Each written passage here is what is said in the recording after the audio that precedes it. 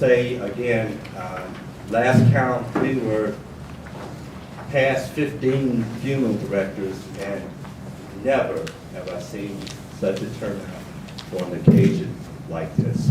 So my prayers will be that you will find it enlightening and maybe be inclined to explore these same topics further. Final note is that obviously it's being recorded. I've got requests from as far as San Salvador from funeral directors who would like to be able to watch this. So we're going to share it with the whole funeral directing community.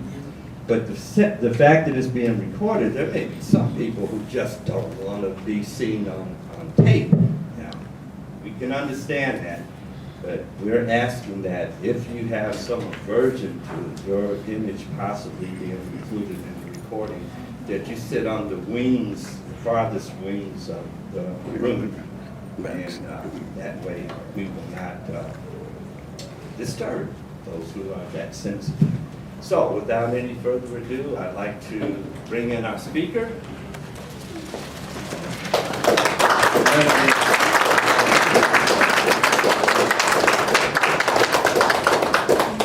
Testing.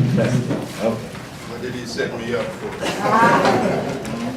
No miracles I can do. How you guys doing? How many was here last time? Okay, good. And they are aware that I'm not going to show the funeral directors how to make $1 million. In fact, I talked with Monica briefly, and maybe Ray, what we will do is offer a workshop specifically designed for funeral directors. And we'll talk about the factor of baby boomers and how that's going to impact the services, et cetera, et cetera, et cetera. Yeah. And so hopefully if you just bear with me today, we'll make it worth your while. And the next workshop for funeral. Would that be okay? That's fine, absolutely. In the meantime, however, hoping that you will still be able to benefit today, since the subject that we're discussing pertains to you personally, beyond your profession. Doesn't matter what profession you're in, you will still personally be challenged with the tasks of managing and coping with death, dying, and loss. So, hopefully you will bear with me and find that useful as well. Oh, the microphone. Oh man, this is way beyond my professional ability. You can't hear me? I feel like a preacher. I might have to take up a collection. All right, so everybody have handouts? Okay, good. And how many have not had a chance to familiarize themselves with part 1?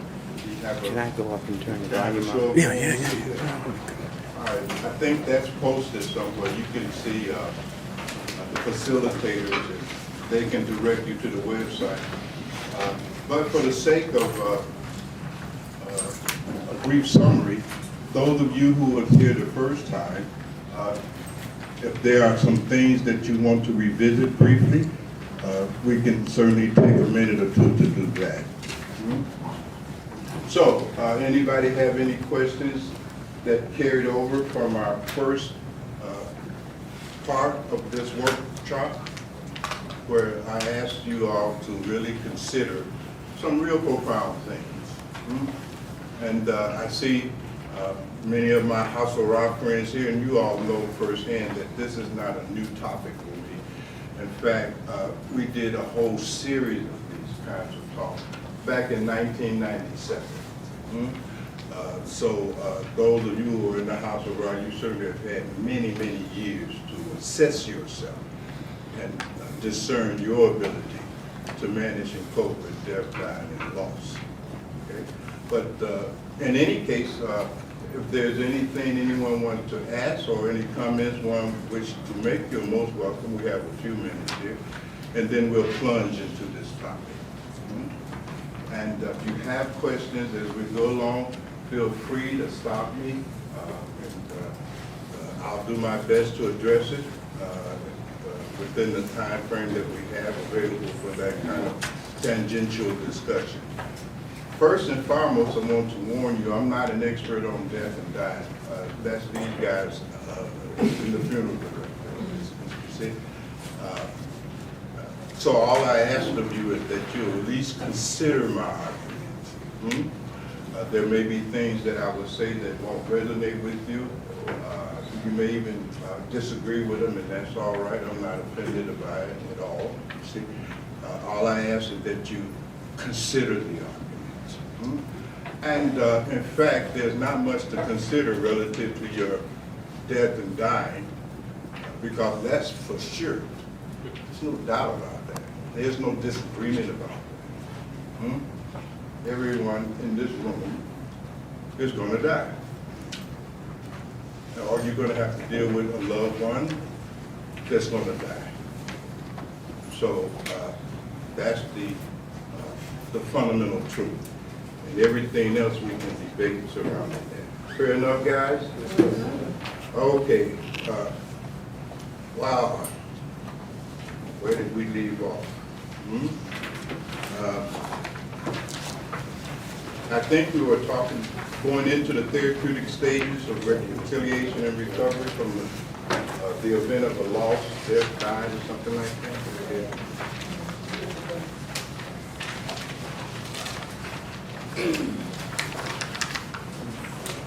All right, so we finished up the psychodynamics and stages of grief and bereavement and all of that.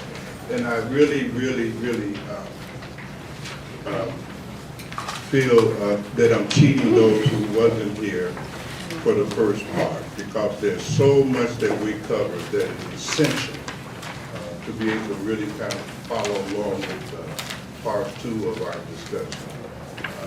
So bear with me, and again, I encourage you, if you have questions, if you're not familiar with our natural response to loss in the form of denial and shock, and then anger, and then into negotiation and so forth and so on, into a kind of pseudo-surrender, and then finally you're able to emerge into acceptance.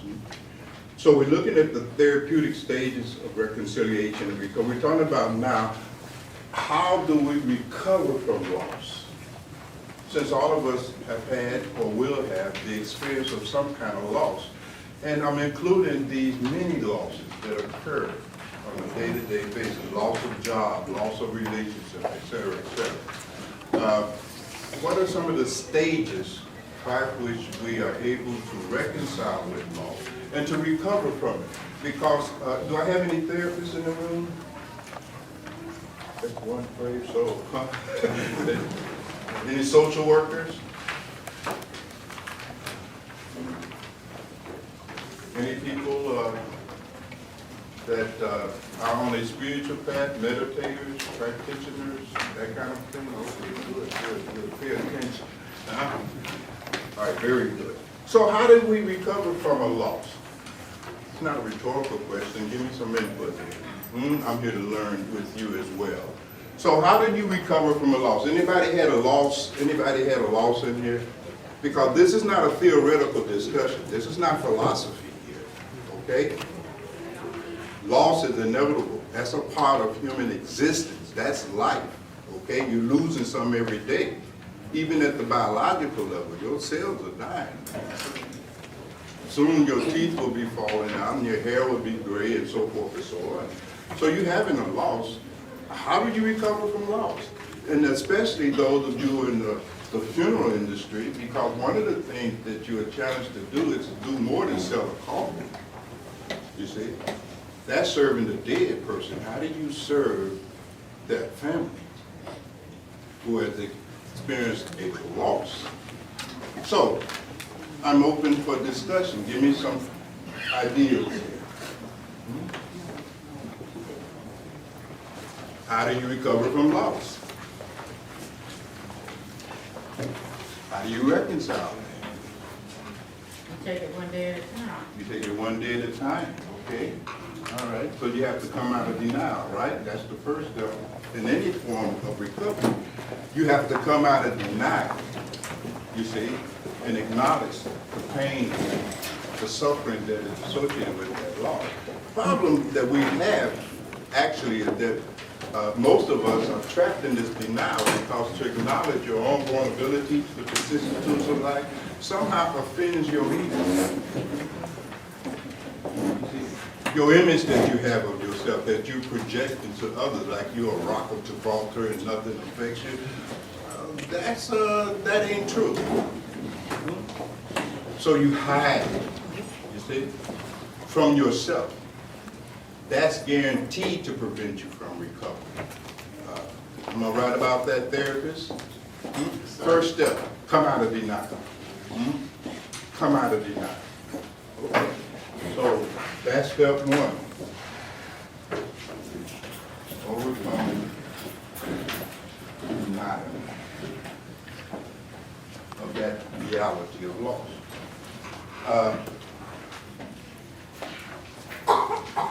When I say come out of denial, I'm implying that that first step of coming out of denial must ultimately culminate in acceptance. Is that about right? Yes. That's right. Because you got to come out of the denial and shock of it all. Because you didn't think your husband or wife could die suddenly, just like that. You didn't think that. You see? Somehow you are operating on a view of life where nothing bad is ever going to happen to you or anyone you love. Very naive. True? So the shock, the denial is the first challenge. But I just want to remind you, those of you who are here for the first part of the workshop, you know the rest of the work that has to follow from denial to really enter into that state where you can begin the recovery process. Who would like to help me out? Now, what are they? All at once. Huh? Yeah, the next we're going to be angry. Or you're going to be angry about it. You're going to be angry about it. You see? And remember, that's true of most losses. Not just the dramatic loss of a loved one, but you lose some money, you're going to be angry about that. Your problem too. Anger. Anger. Why did it happen to me? Why me? You see? You feel that something wrong has happened, fundamentally.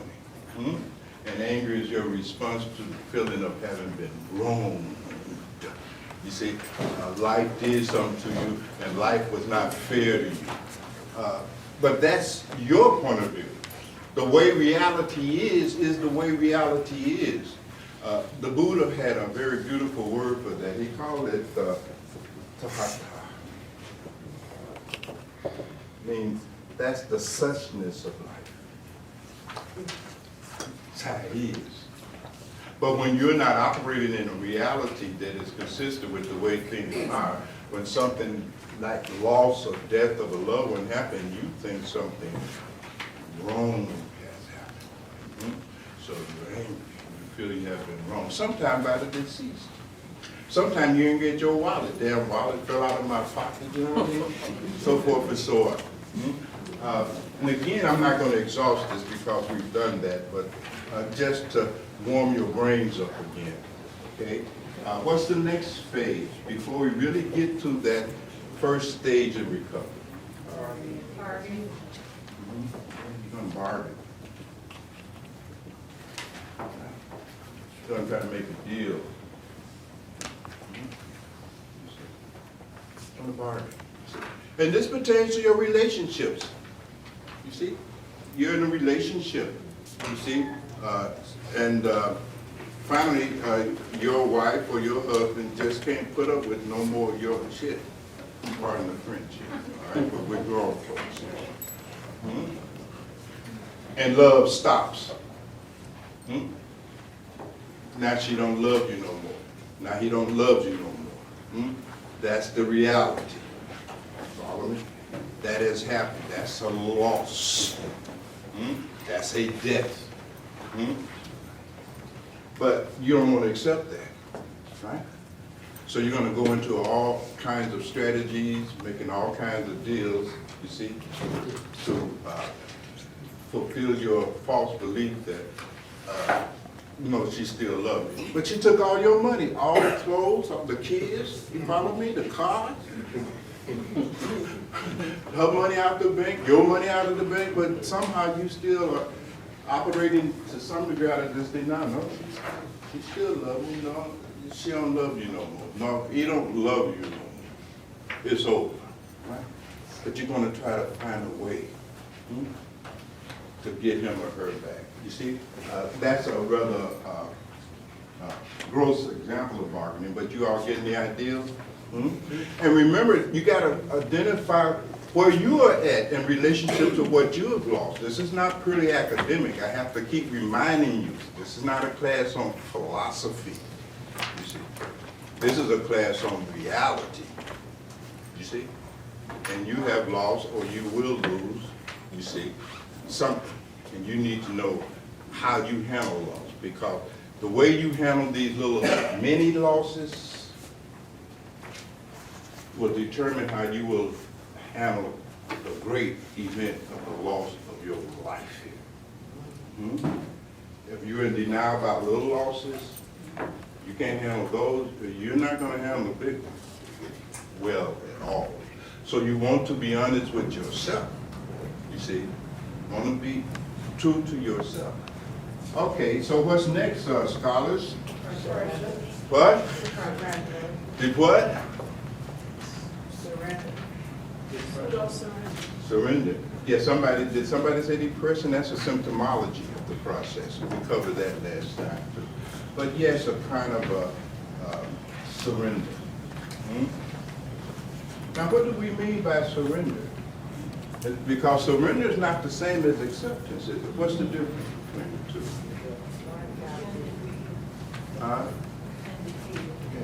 You surrender in defeat. You just can't do nothing about it. Are you with me? But underneath that surrender, there's still non-acceptance. There's still rejection of reality. It's hiding underneath that. You have not surrendered. You've been defeated. You cannot do anything about it. And that stage where you're stuck at leaves you full of feelings of hopelessness, powerlessness. You see, it leaves you in a very negative state. Are you with me? So surrender is a pseudo phenomenon. You see, it is defeat due to your inability to succeed in your bargain. So acceptance, right? So what is acceptance then, somebody?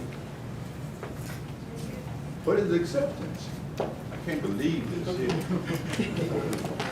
I mean, y'all got all these degrees and all of this life experience. Yes, sir. To me, acceptance is a level of peace. It produces peace. That's a symptomology of the, when we reach this level, it definitely creates peace of mind, right? So you're right, you're right. We saw that in part one of the workshop. Yes, beloved. Yeah, beloved, do you relinquish your tendency to try to control some about the situation or circumstance? You get in harmony with reality. The ancient African mystic called that ma'at. You see, you get in harmony, you see, with life. You see, the key to really doing life in such a way that you will have peace of mind is learning how to get in harmony with life. You see, it's a dance. You follow me? So you're absolutely right. When you have achieved, that's another symptom. But what is prior to all of that?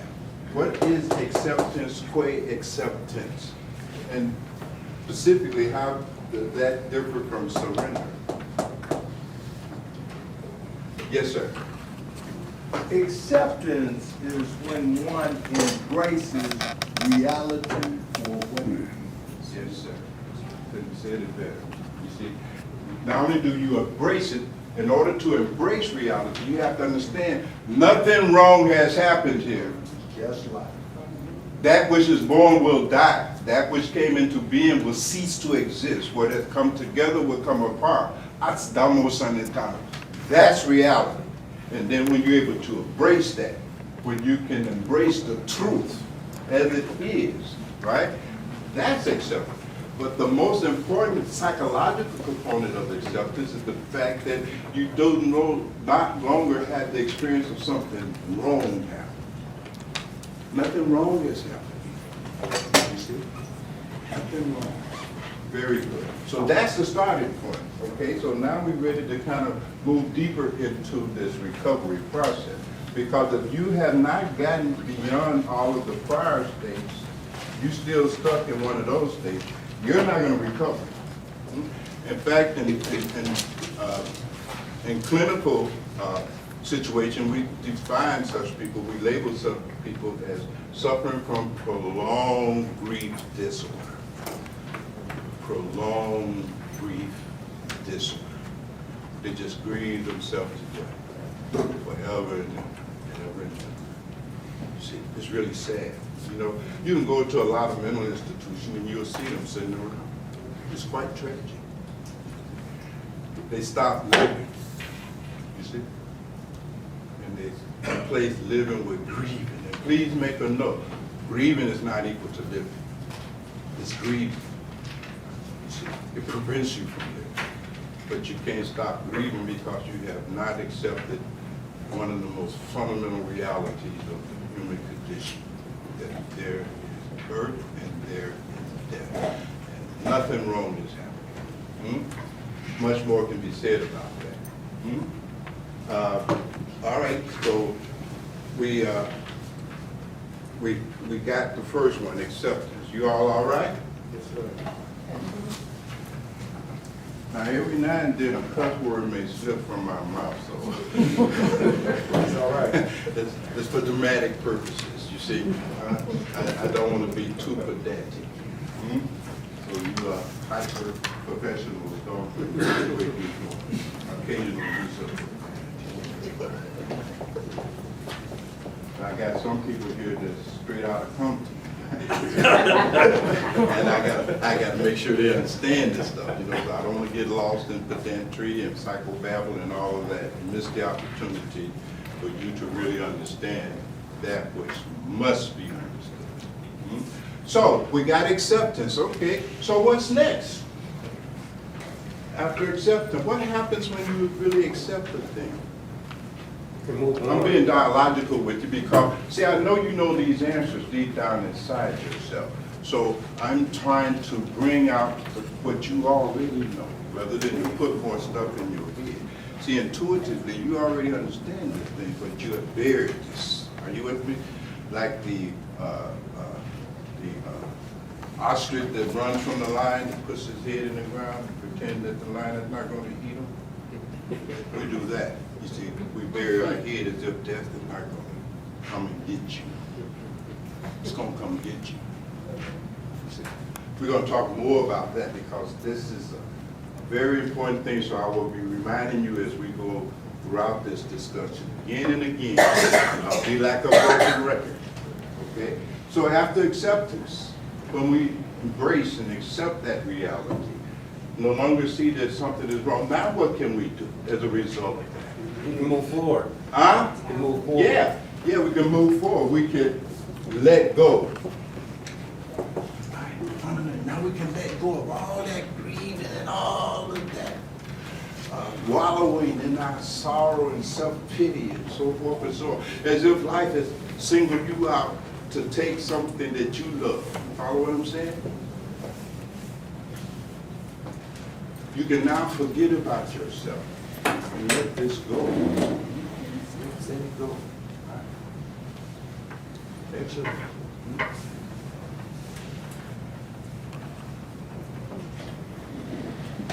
This is sometimes, even after you've gotten acceptance, sometimes you will still have a little bit of this challenge of letting this go. Are you with me?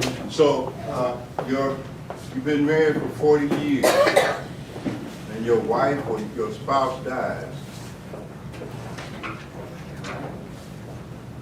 Now, it's very hard to let go of that relationship. You see? To let that relationship go. You gotta let that relationship go. You see? That's very hard for people. Are you with me? And those who can't do that, you see, they shut down a part of life and living. You follow me? They can't move on from where they were with that person. So that takes a little bit more understanding. And remember, the secret of managing reality is really simple. What it requires is understanding. You must understand. Understanding is the key to life. Understanding is the key to everything. Understanding is the key to your business. How you do business is going to be based on your understanding. If you don't have much understanding, you're not going to be very successful. That's how that is. Understanding is simply required in every aspect of human behavior, human ambition, and so forth. You must simply understand. And you must definitely understand reality. Then you can let go. What are some of the things that keep us from letting go? I'm just curious. What are some of the obstacles? Yes, ma'am. Yeah. Oh, y'all good here. Y'all very good. Y'all very good here. Are you a therapist? But I mean, you hit it. Memory. Because every response you have to reality comes out of your memory. Did you notice? Notice that? You respond to reality based on memory, a prior experience. The memories, the reminiscing, keeps you stuck. And you can't let it go. You can't let it go. Anybody else? That's very good. Hello. Yes, sir. A sub-note to Guilt, memory. yeah, we said guilt and. A sub-note to memory may be repetition. A big part? Repetition. Repetition? Yeah. Obsessive. Exactly. Yeah. In part one, we talked about that too. So hopefully you'll get a chance to review that. But you're absolutely right. You develop an obsession. It's an OCD. You can't stop. You keep revisiting. And we went into that in a little detail. Maybe we'll come back to it because that's important. And Anthony, so you said guilt. Yeah, I think the sense that to move on, you're betraying a loved one. Yeah, you feel like So you're you betraying. feel- Yeah, And that's a big obstacle. very big. We, To be happy to carry on with your life is a betrayal of your spouse. yeah. You start feeling that it is wrong for you to be happy. That by you moving on and becoming happy, that somehow you betraying the other that you're in a relationship with. Pure nonsense. You see? Because if the other really loved you, they would want you to be happy. That's one of the qualities of love. That which you love or whom you love, you want them to be happy. That's why you're in a relationship in the first place. So the loss of loved one can make you happy. They're not even in the body no more. But if they love you while they were here, then they would certainly want to see you happy. They want to see you walking around, you know what I mean, drinking, drugging, you see, crying yourself to sleep every night, so forth and so on. They don't want to see you trapped in that prolonged grief cycle. Are you with me? That makes so much sense? All right, so anybody has anything else? This is great. Yeah, one other. You got another one? You're an expert on this. Okay. Unfortunately. I think the part of the inability to let go has to do with the discomfort zone that you've created for yourself. Mm-hmm. You want to stay there. Yeah. You just want to stay in that place where you don't really have to be stronger and move on. And you collapse and maintain that kind of comfort zone, which is really very uncomfortable. Yeah, in fact, in part It's one, safe, but it's safe. we talked about that. Because actually a lot of grieving and the phenomenon of bereavement is a very selfish phenomenon. It is all rooted in your ego. It's all about you. It's not even about, it's a very selfish thing. You see? Are you with me? Yes, sir. Because you want to keep this person or this thing because it made you feel good. Are you with me?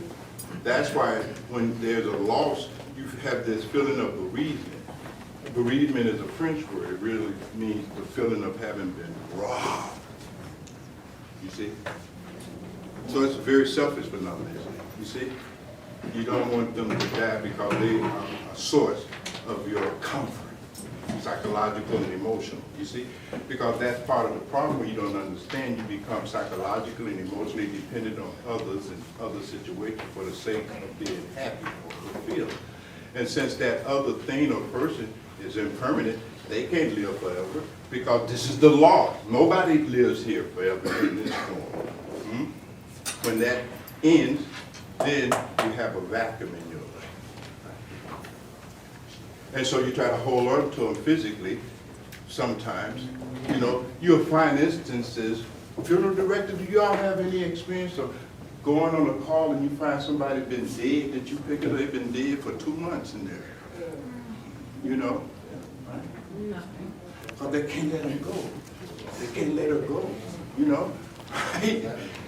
Been dead for weeks, days, you know. So sometimes they try to actually keep the body there, you see. And then, even if you come and get the body, they still got all the person's possession. They ain't giving away nothing. They got all his suits, all his shoes, all her 300 pairs of shoes, all her jewelry. You know what I mean? They can't let go even of the stuff. Are you with me? Because that stuff becomes a substitute for the person, you see. They become hoarders in many instances. Hoarders suffer from that. They can't throw nothing away. They can't let go of nothing. You see? Even items that they associate with their job. I mean, they got them. They stacked in the basement, so forth and so on. They're still trying to cling to the person. Yes, ma'am? It's also fear. Yeah, fear, that's true too. Yeah, that's a big one. Because where there's no understanding, there's always fear. Make a note, right? You see, fear is the sign that you don't understand. You see, that there's a kind of ignorance operating in you. You see? This ignorance, right? It's an interesting word. It means the act of ignoring something. And in this case, you're ignoring reality, right? And that ignorance now prevents you from understanding. So that's very true. Fear. We're going to get into that again, but I'm satisfied that you all have sufficient insights now into what might be stopping you from letting go. And remember, it don't even always have to be a material thing or a person. You got ideas and ambition that you can't let go of. Ambition you ain't gonna never fulfill. Are you with me? It's never gonna happen. You see? Because there are certain kinds of goals that you are operating toward trying to fulfill, for which you are totally unqualified to reach. I know you don't like that, but that's the truth. You see? Never reach. Every goal requires a certain type of person in order for that goal to be reached. So now you want to make $1 billion in the next 5 years, but you want to sleep 8 hours a day. That's not going to happen. You want to spend more quality time with your family and your children. That ain't going to happen. You see? So naturally you're going to be frustrated because you can't let go of your goal. There's beliefs you have. You can't let go of them. In fact, the reality is that you are more attached and cling more to your belief than to your material possessions and the people you're in relationship with. It's your beliefs that you cling to very tightly. Because you incorporate what you believe into who and what you are. Your beliefs make up a major part of your sense of self, your identity. And you can't let them go. And then you elevate your belief to truth. Your beliefs are not equal to the truth. It's just beliefs. They change. Are you with me? We don't even examine them because we presume what I believe is the truth. You see? But you were believing you wouldn't lose anything. You were believing nobody would die. You were believing that you would retire from that job after 40 years and get a gold watch. You believed he loved you. Right? No. Just a belief. We'll get into that hopefully a little later. We don't keep you here all day. This is such a beautiful day. But I do want to make it worth your while to the best of my ability.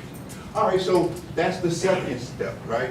You have got to be able to accept to the degree that you're now able to let go. You accept, and on the basis of that profound understanding of the way life really is, you're able to let go of the past. It's the past. You can't let go of the past. That's what memory is, right? Memory is records of the past. Sure. Things already experienced, right? By definition. You can't let that go. And if you can't let go of the past, can you live in the present? Come on, are you kidding me? You ain't been able to pull it off? I thought at least, somebody just should have been able to pull that off. No. You live in the past. Living in the past is living in your mind. You're not in reality anymore. You become psychotic in some sense. It don't even exist no more. It has no extension in time and space at all. It is strictly in your mind. Strictly in your mind. And you are absence in the present.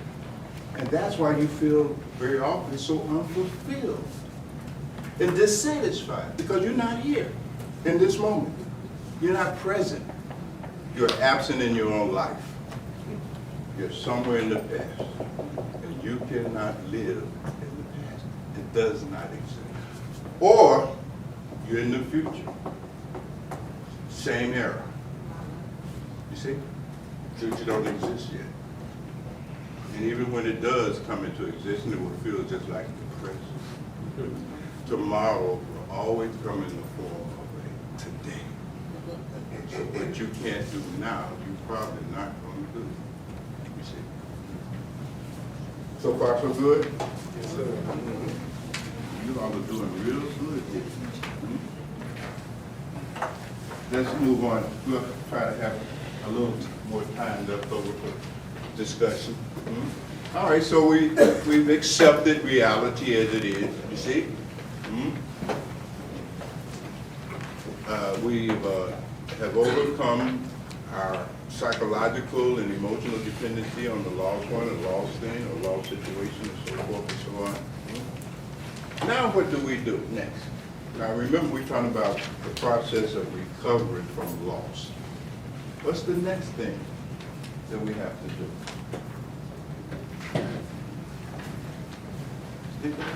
Yes, sir. I got it. This might sound political egotistical, but I normally lose something. I try to get back what I lost. You try to get back what you lost, right? I know. And that's something that all of us try to do. But Heraclitus said it best. You can't step in the floor and river in the same spot twice. Life is like a river. You see, we call it the Tao in Chinese philosophy. The Tao. It is flowing. You see, and that's the exact illusion. They keep us stuck in the past. We keep trying to go back and get what has been done. Now, go back and get the birthday cake you had when you were 5 years old. And then you'll understand what I'm saying, right? See? Or you try to go back and get that guy or that girl that you were in love with in high school, and you hook up with them. You leave your wife, you leave your husband, you go back, right? Hook up with them. You can't hook up because everything have changed. See, one of the nature of reality is that it is constantly changing. Things come into being, they durate, and then they disappear. This is the law. The law of impermanence. Nothing lasts here. That's why Jesus said, don't even store up your treasures here on earth. Nothing lasts here. You know what I mean? This is not the place. You see? So this is not only the message in Christianity, but it is the message in all the great spiritual traditions. Everybody understands that. You see? And it's not an argument that you have to accept just because I'm saying it. It's true. Examine your life. Now look at it. Start with your body. Is this thing changed? Look in the mirror. Take a good look. Take your hat off. Take your teeth out. And look, and you will see. Nothing stays the same here. You see? This is flux. This is flow. You see? Nothing stays the same. No experience that you have and no object that you are experiencing stays the same. But there is something that don't change, but we're going to save that for last. We'll get into that. So the point though is that that's the same thing, my friend, that we all do. We try to go back and get what we lost. You see? Not realizing that it ain't even there no more. It's gone. It's the mind. See? It's like when the mind is full of ignorance, it creates a phenomenon much like a mirage. You familiar with mirages? Yes, sir. Yeah. Okay. So when a mind is full of ignorance, and there's 3 levels of mind, and I'm just going to put them here. There's what we call a pendant mind. This is the mind full of ignorance. It has no understanding of the nature of reality. Then there's the undu mind. It understands all this stuff as just appearances. You see, then there's the Brahman. It has wisdom. Any case, coming back to our example.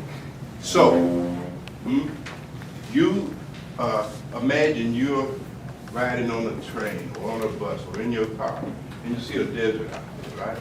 And suddenly you see a beautiful oasis out there, right? Are you going to run out there? Why? You want to go to the oasis? Because there's no oasis out there, right? You know that, right? Even though your eyes see an oasis, right? But you know that's just a mirage, right? The past is a mirage. You run it toward it and you will perish because it doesn't exist.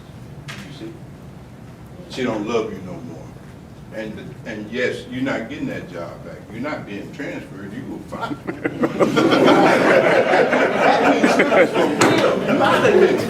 Get out of here. They ain't gonna call you back. Mirage. It's a mirage generated by the lack of understanding. But in any case, the next thing that we have to do, now that we have understood something about reality, when you have understood something about reality and embraced it and accepted it, now you gotta what? You gotta adjust. You gotta adapt to reality, is that right? What happens to anyone or anything that cannot adapt to reality? Ceases to exist. Ceases to exist. Or stay. It cannot survive.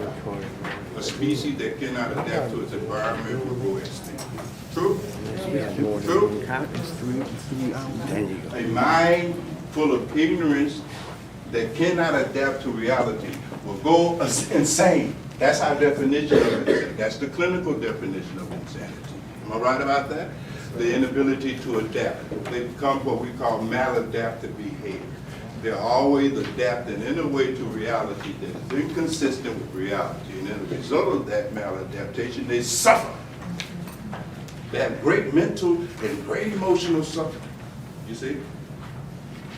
But they're causing their own mental and emotional suffering because of their ignorance that keeps them trying to adapt reality to them. How are you going to do that? You're not going to adapt reality to you. You can adapt to reality. Reality is bigger than you. It made you. Are you with me? Yes, sir. Make sense? So you start adjusting, adapting to the reality that you have now come to understand. Is that about right? Yes, sir. When you make such an adaptation, then you have empowered yourself. Until that point, you're still operating powerlessly, right? So you readapt to the house.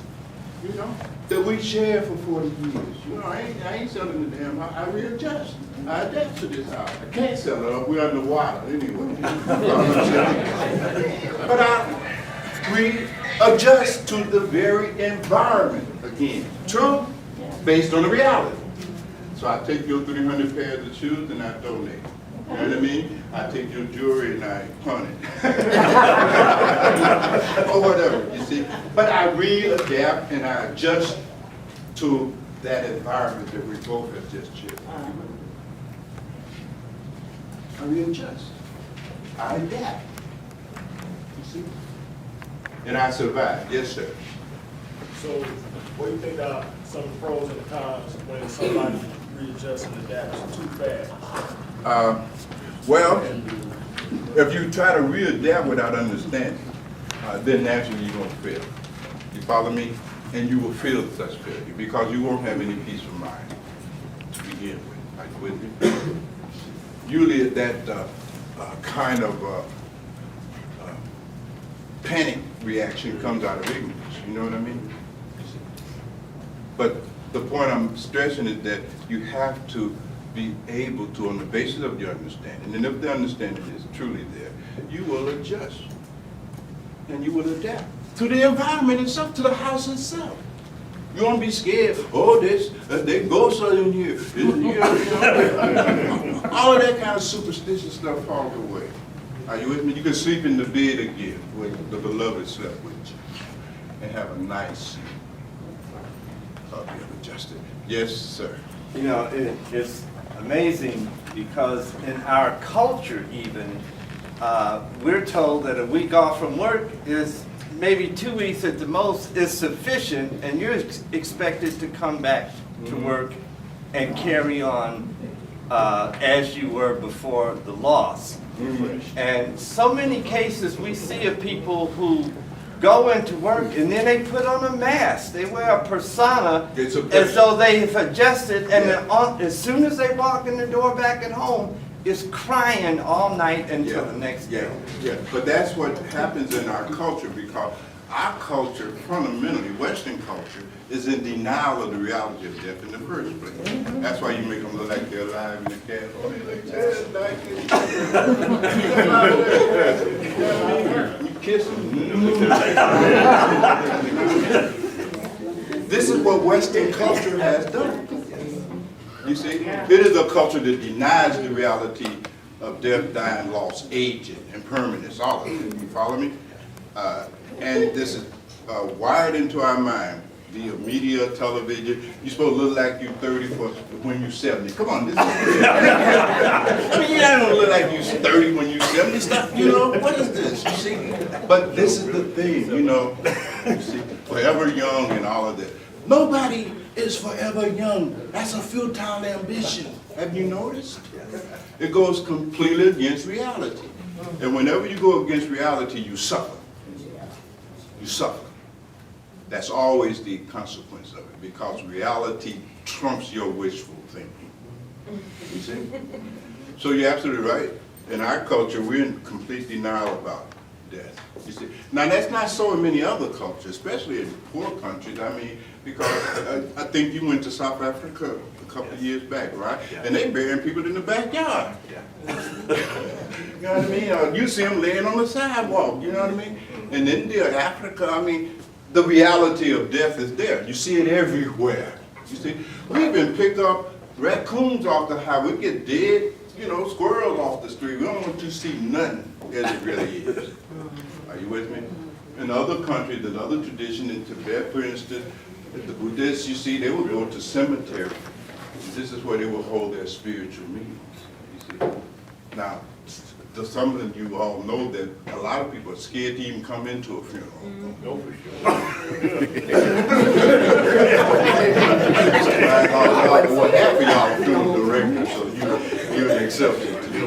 But I mean, really, it's just that thing. They don't ever want to be made conscious of reality. They want to stay unconscious of the nature of reality. That's why we have a drug epidemic and all the other kinds of problems, because you want to anesthetize yourself. you don't want to deal with the reality of whatever suffering that you're presently experiencing. One person said it very beautifully. They said that our suffering is born with us. And from that point on, we only become more and more stupid. Right? Never learning how to manage and cope with our own suffering, not understanding that. You follow me? And this is how we go. Then we drop dead and y'all make us look like we're alive. Sometimes look better than when we're alive. Y'all do some good work, really, you're fooling me. I make people look good. I see why necrophilia occurs. That's an inside joke. That's an inside joke. Y'all too damn good. But you get my point. With that understanding, with acceptance, with letting go, there comes the ability to readjust to your environment, to your reality. No problem. You see? We're going to take a break at 2:30. I'm just going to see if I can finish up this component. Number 4. Now, if we can make that readjustment, right? We become capable of something else. And relative to, let's say, the loss of a loved one. We've been able to accept it, let go, it's past and all of that. We've adjusted to the environment. So now what can we do now? Begin to walk in truth. Yeah, we can walk the truth, and part of that walking of the truth is that I ain't got no wife no more. I need a wife. Right? Moving on. You have to kind of move on, right? I can kind of reformate. I can make a kind of reformation, not going back to the past, young man, right? You see, I begin to become capable of formatting new relationships, right? Because I don't have no baggage, right? Got no more baggage.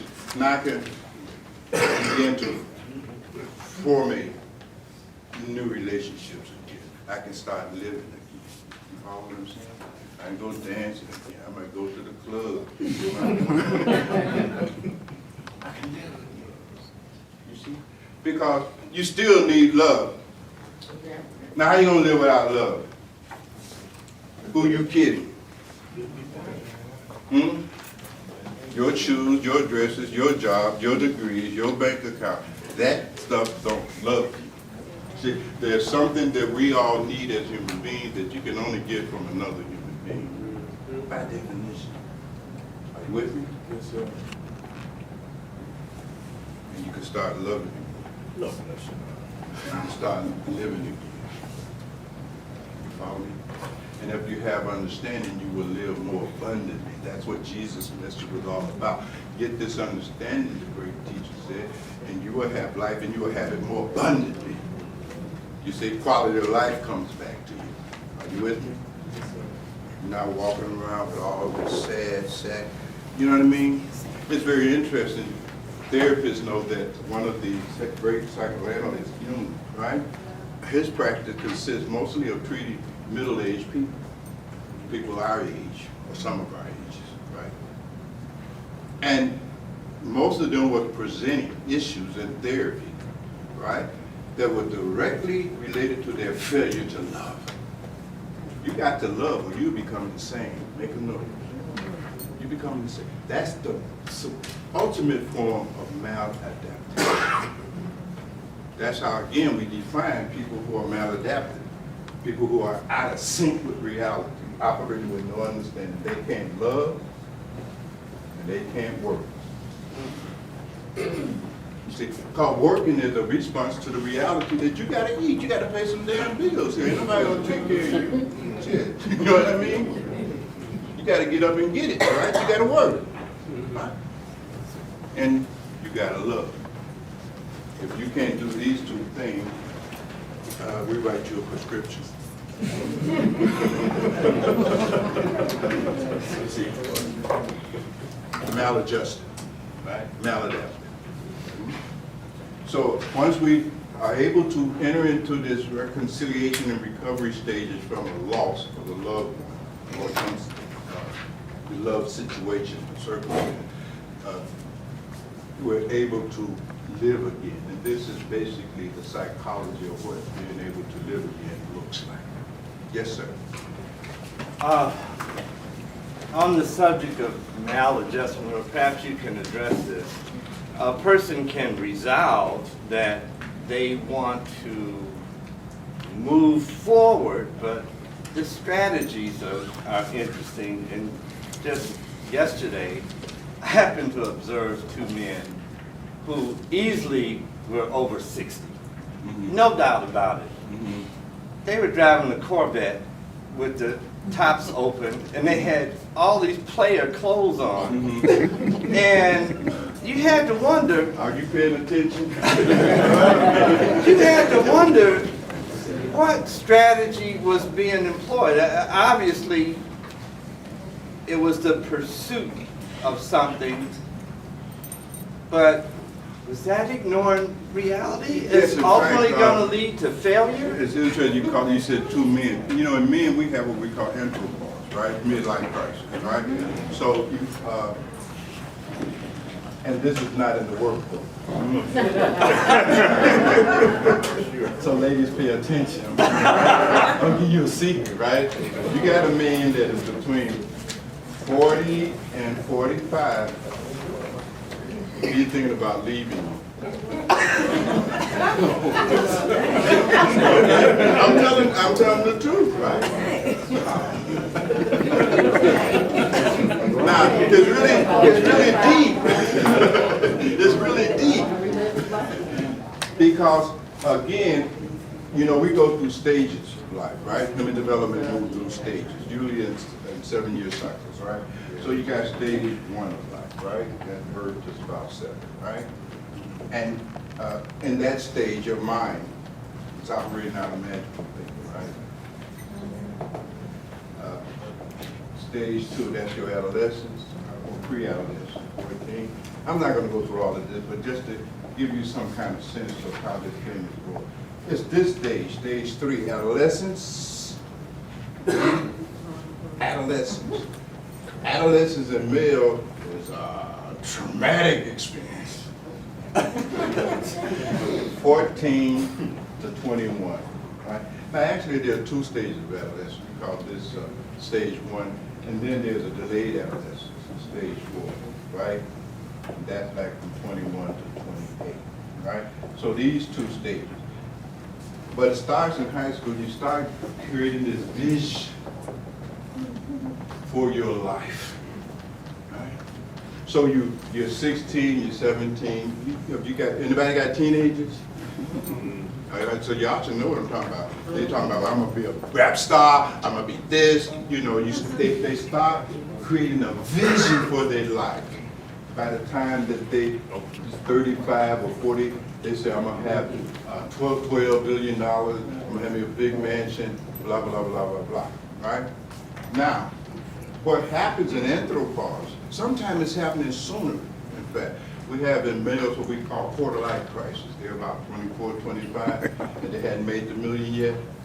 Then they behave in the same way that we do when we hit this 40, 45.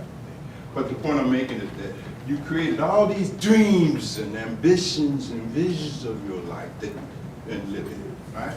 That you're going to be like by the age of 35 or 40. And so you get 35 or 40, and none of that came true.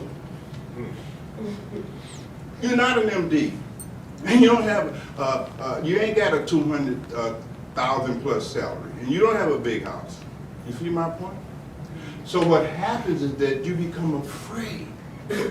What I'm trying to get you to see, that kind of behavior is driven by fear. And what is the fear? The fear that, all right, look, I'm 45. So when you look in the mirror, you're no longer able to delude yourself. You know you're getting old now. You feel it in your bones. You can't play no more ball. You know what I'm saying? You got gray hair. You got your first pair of dentures. You understand what I'm saying? You understand now. You see, the reality of your mortality begins to seep in. So you can no longer deceive yourself. You lose the capacity to lie to yourself. You know what I'm saying? Is that right? You go to sleep at night, you don't tap your wife on the shoulder. You understand that, right? You got some Viagra in your wallet. You understand? Some reality now, right? And you're afraid that the death, you slowly becoming more and more conscious of your own death and dying. See, this comes over time. Little kids, they have no awareness of their death and dying at all. As you get older, as you move through these stages, very slowly, like how slowly your mustache grew, your breasts presented themselves, very slowly, you start becoming more and more aware of the reality of your condition. The you that you've been thinking you are, based on your misidentification with all of that which is not you, begins to dissolve. We're going to talk about that next, okay? And you begin to slowly realize, oh, I see. And then you do an assessment. Well, they ain't got the Stingray, you know what I mean? They ain't got the big house. You start becoming full of fear that you're going to die before you can fulfill that vision. And you with me? It scares the hell out of you. You follow me? So all that money I was saving for my daughter college, that coming out of the bank. That's a real Corvette for me. You understand what I'm saying? You give me some gold. You see my point? You're desperate now to try to fulfill your ambitions and your adolescent dreams before you are too old or worse, dead. You see? And that rise of awareness over those 20-some years since you were 18, you're seeing so much death. So you're not as naive before. You see, you got friends you went to high school with are dead now. You know what I'm saying? You watch the news, you read the paper, you see the streets out here, right? And you begin to understand that death can happen just like that. You begin to understand that death comes ready or not. You follow me? And you don't know under what circumstances, when or where. You see, you're wising up some. You see, that's why the old folks said, keep it living. You'll understand. There's a kind of understanding you get just from living. If you're not unconscious, that is. If you're not trapped in your mind somewhere, are you with me? If you're just a little bit present with reality, you begin to discern some reality here. And they can, basically, you see. And they try to go back and get what they couldn't get, you see. Especially if that young man was saying, they even try to go back to the past now. You see, so you'll see them, they're on the corner, they got their hat turned, you understand? I mean, really, you know, they're out there. Look on in the corner, you're gonna see some old players out there, right? You see? There's a guy on the west side, if you're on Washington, somewhere right around Costner, right? And back in the day, you know what I mean? I'm from London, right? Anybody else from West Side? Hold the city up in here. All right. So that day on Washington and Costner, back in the day, he was player, you know, Don Juan and all of them. But this brother here, his thing was different. You know, Don Juan was green and gold, right? Y'all know that, right? Okay. But this brother was all red. And he used to have a red umbrella. You know what I mean? That was his signature piece. You know what I mean? These pimps know how to get your attention, women. You know what I mean? Colors, they understand that. Any case, saw him a couple of years ago. He got to be 80. Still on the corner. I'm sorry for that brother. You know what I mean? You see, because there is a phenomenon that happens when you don't have understanding. You can grow old, but you'll never grow up. Growing up is a very different phenomenon. Very different phenomenon. And you see those sisters, same thing. They haven't grown up, right? And she's out there. Now, she's 75. And she dressed like one of them dots. You understand what I'm saying? Y'all know what I'm talking about.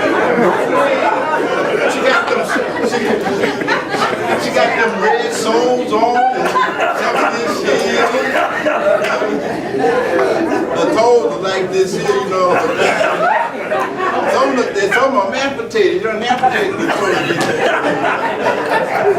She never grew up. You see? She never grew up. Right?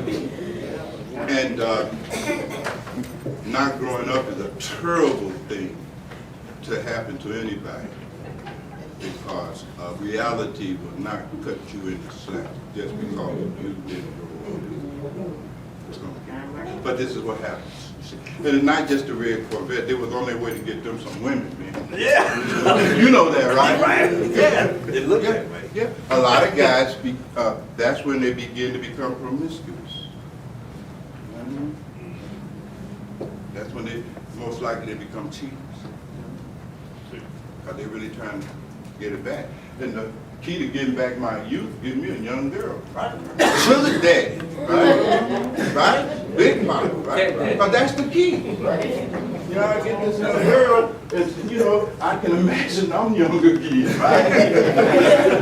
Time for this young chick, you know what I mean? But that's because you got money, man. Or for a minute, right? You gotta fix her hair. Take a look at her shopping money. Y'all understand what I'm saying? Come on, is this too real? Is this all right? Keep it coming, baby. Right, 'cause I don't want to offend y'all. You know what I mean? I don't want to offend y'all's image of yourself. I know these PhDs give you a false image of yourself. As if you have somehow transcended your humanity. Who you get, Harvard degrees, those result in you transcending your fundamental humanity. Who you get. Yes, sir. Now, how do you superimpose those same parameters on the younger kids that are out here now? To them, old age is 30. Yeah, that's quarter-life crisis. Right. That's a good question. You see, if they don't have it by the time they're 25, they go into a quarter-life crisis, not a midlife, because they're not at midlife. It's quarter-life crisis. You see my point? And I mean, they break down. Now, what happened with those kids, right? These are the kids that are going to be in your basement until you dead. But they're not going to go back out here. Because they gave themselves a very limited time. If I don't have this Benz, you know what I mean, with them 20-inch on them, right? And I don't have that mansion like R. Kelly, right? And if I don't have it at 25, I'm done. They'll fall into depression. They'll give up. See my point? And they'll be in your basement, right? They will not have the wherewithal, the psychological resiliency to handle the struggle that it takes to get off. So you with me?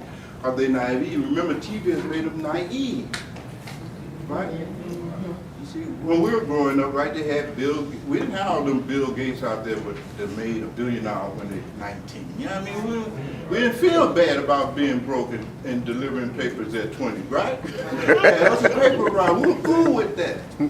Not these kids. Their minds have been programmed falsely. You see that they can achieve all of this. So the only thing we can do is give them some understanding. You follow me? But we can't give them no understanding of what?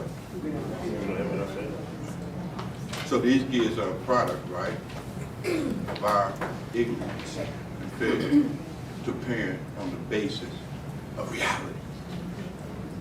You know, reality. You see? So forth and so on. Much more can be said about that. You see, all of these things are sort of interconnected. But we achieved our first purpose here today. We finished this first section here. So we looked at the therapeutic stages of reconciliation and recovery from loss, right? We see how that process works. And now what you have to do is to see where you are at in any recovery process related to a loss you have had. See, it's got to get personal. It can't become professional without it first being personal.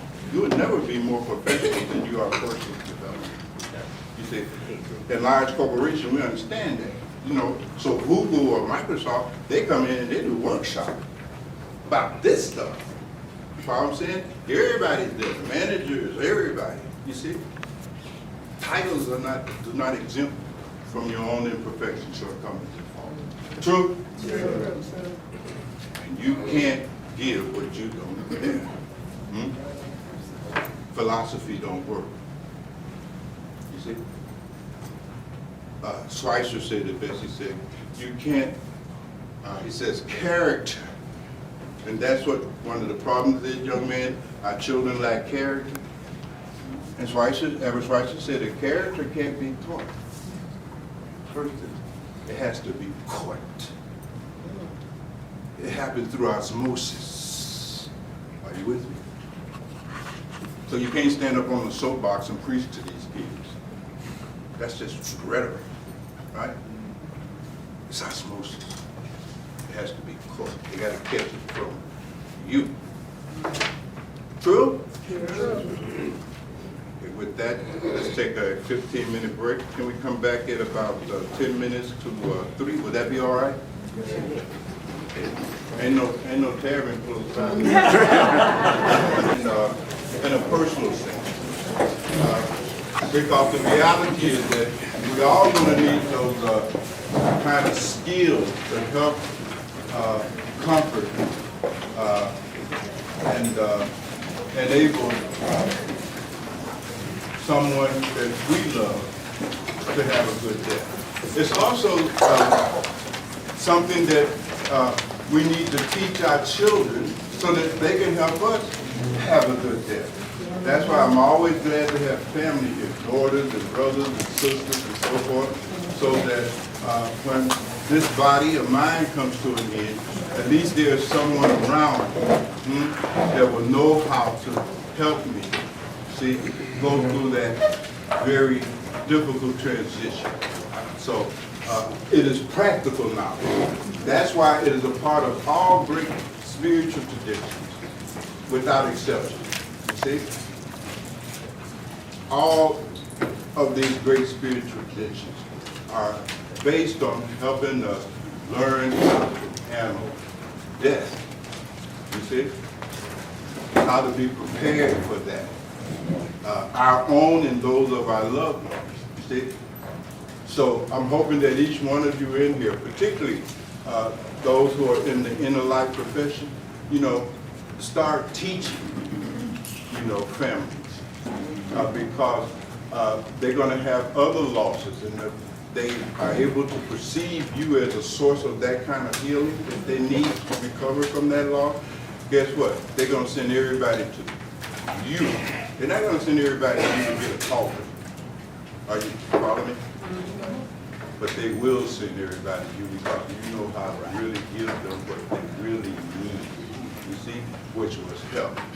And one day, you will need it too. Because you too are going to have to go out of it. Right? So I want to talk a little bit about this next section here, the psycho-spiritual stages of life.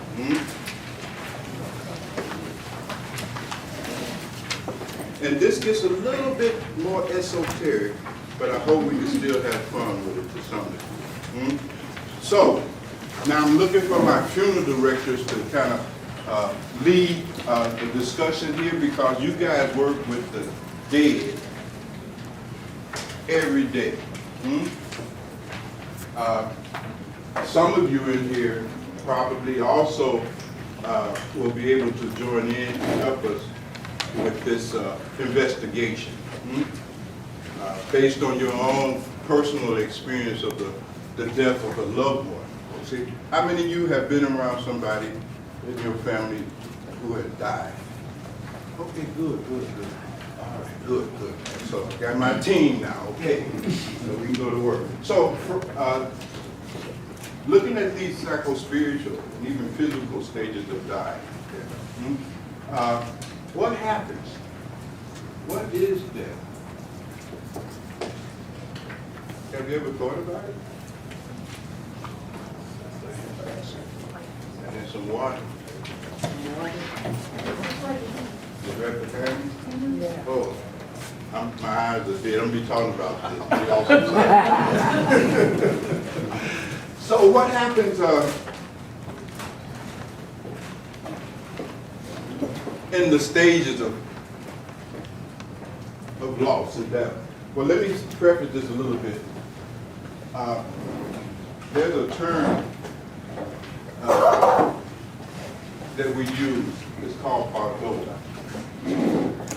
Now, you have to forgive me for this language barrier because I'm only able to communicate in a language and a tradition that I've learned something about this stuff.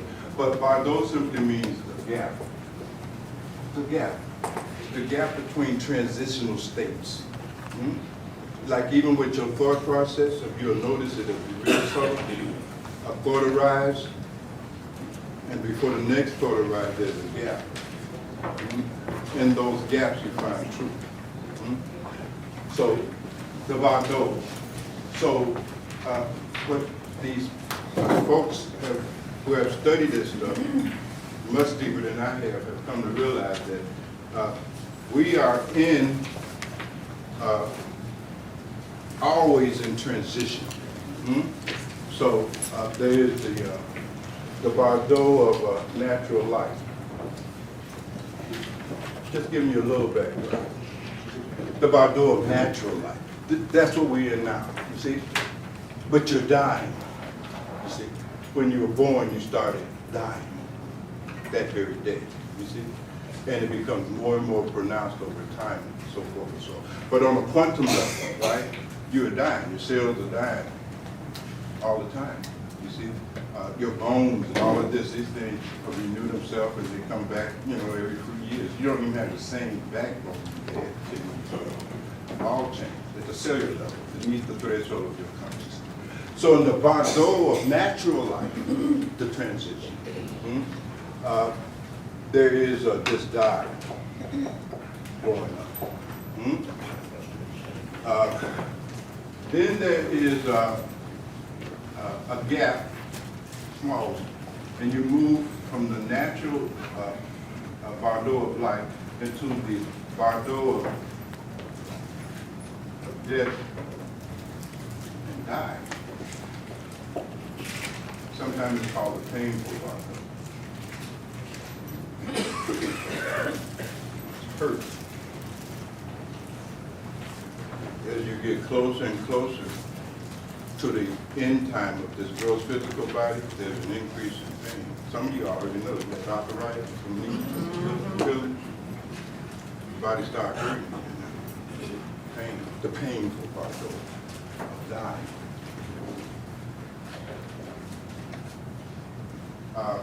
Then there's the Bardo of the afterlife. This is very interesting. It's another stage. And then there's the Bardo of rebirth. So what you see is a cycle. Birth, dying and death, afterlife experience, rebirth. Cycle. Wheel. And not only is it a cycle of life, it's a cycle you see even at the quantum level. You see? It's the level of quantum mechanics. I don't know if you're familiar with quantum mechanics, but you'll see this. You know what I mean? Same phenomenon. On an infinitely smaller basis, but operating on the same principle. Ancient people, particularly the ancient Egyptians, African Egyptians, and Kemet, you see, understood this cycle. Understood this cycle. And understanding that cycle gave them the ability to create a very different culture, a very different civilization. You see, no doubt one of the longest lasting civilization ever created by human beings, capable of creating great science, great art, all of that, you see, because they understood this. It's a movement, you see. Everything is changing. It's moving and changing specifically according to this scheme.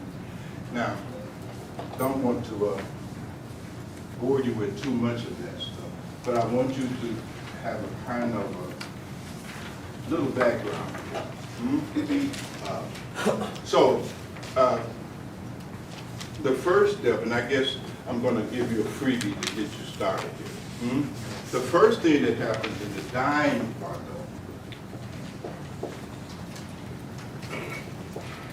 the dying stage of things, the dramatic part of it, you see? As you get closer to that deathbed, or on your deathbed. Let's say that we'll consider the most pleasant scenario on how you would die, how you would meet death. But there are different ways of that. Death will either be by a natural cause or an unnatural cause. These are the two categories, right? We're going to be, for the benefit of for the sake of argument, I'm assuming y'all going to die a nice natural death. You're going to be 90 years old on your bed, surrounded by your loved ones, and you know that whole thing. You see what I'm saying? In the ancient image, they would put all that person's stuff in there with them. They put some people in there, kill his servants, and put this, you know, so he'd be comfortable. You know what I mean? A kind of pseudo-natural death was created, is what I'm saying. All right? They knew they're not taking all this stuff into the afterlife. It wasn't purpose for them. It's still purpose to give the person the experience of a natural death, comfortable with loved ones, etc., etc. So if you don't have any loved ones, you just go get you some mannequins, stand the mannequins. Or it would be an unnatural death. The unnatural death means death by accident. Plane crash, you know what I mean? Hit by a Mack truck. Murder. Unnatural. But what is true of both categories of death and dying, that we all are going to go through, that they share some very common features. One is unknown. When? You don't know. It's unknown how.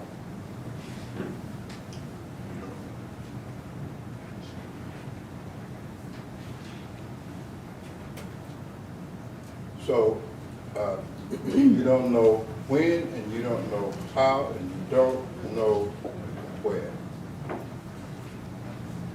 Now, you guys that are in the business, right? You went and got body, you can still smell the cologne. The shoes are still shining. The tires are still, they're still lighted up.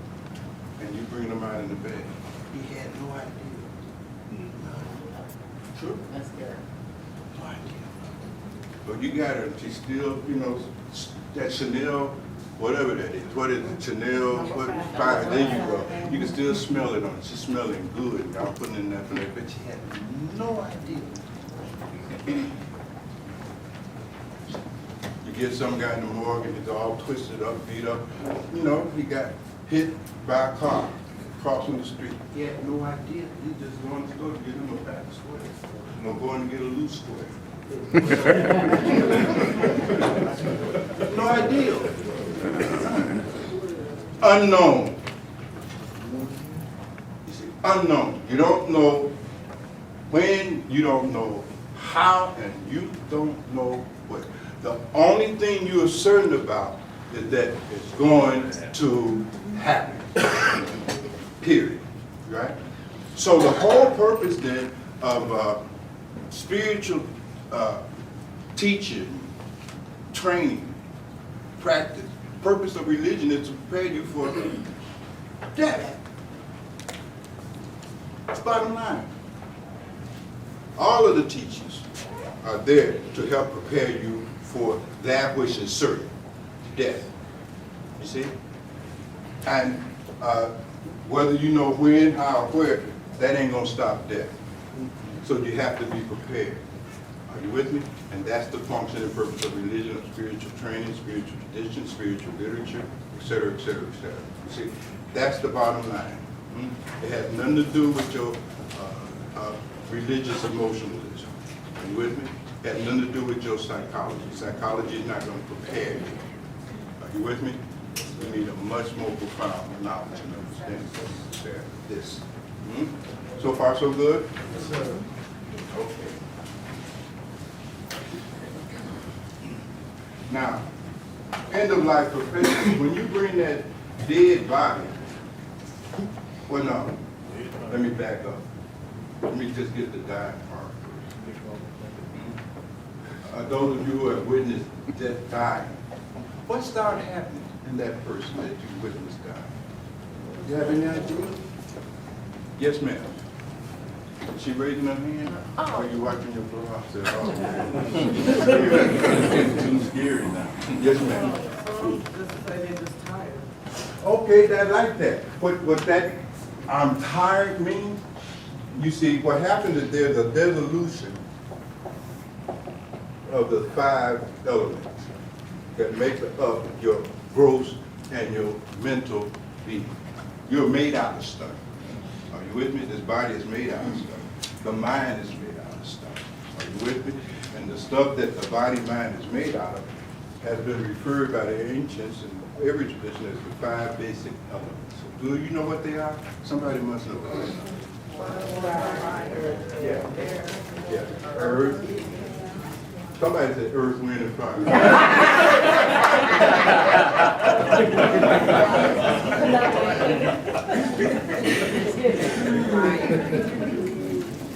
And they have one that they call ether. Space. These are the 5 elements. They're called tattvas in Sanskrit. In Hinduism, we call it tattvas. Tattvas really mean principles. These are principles. See,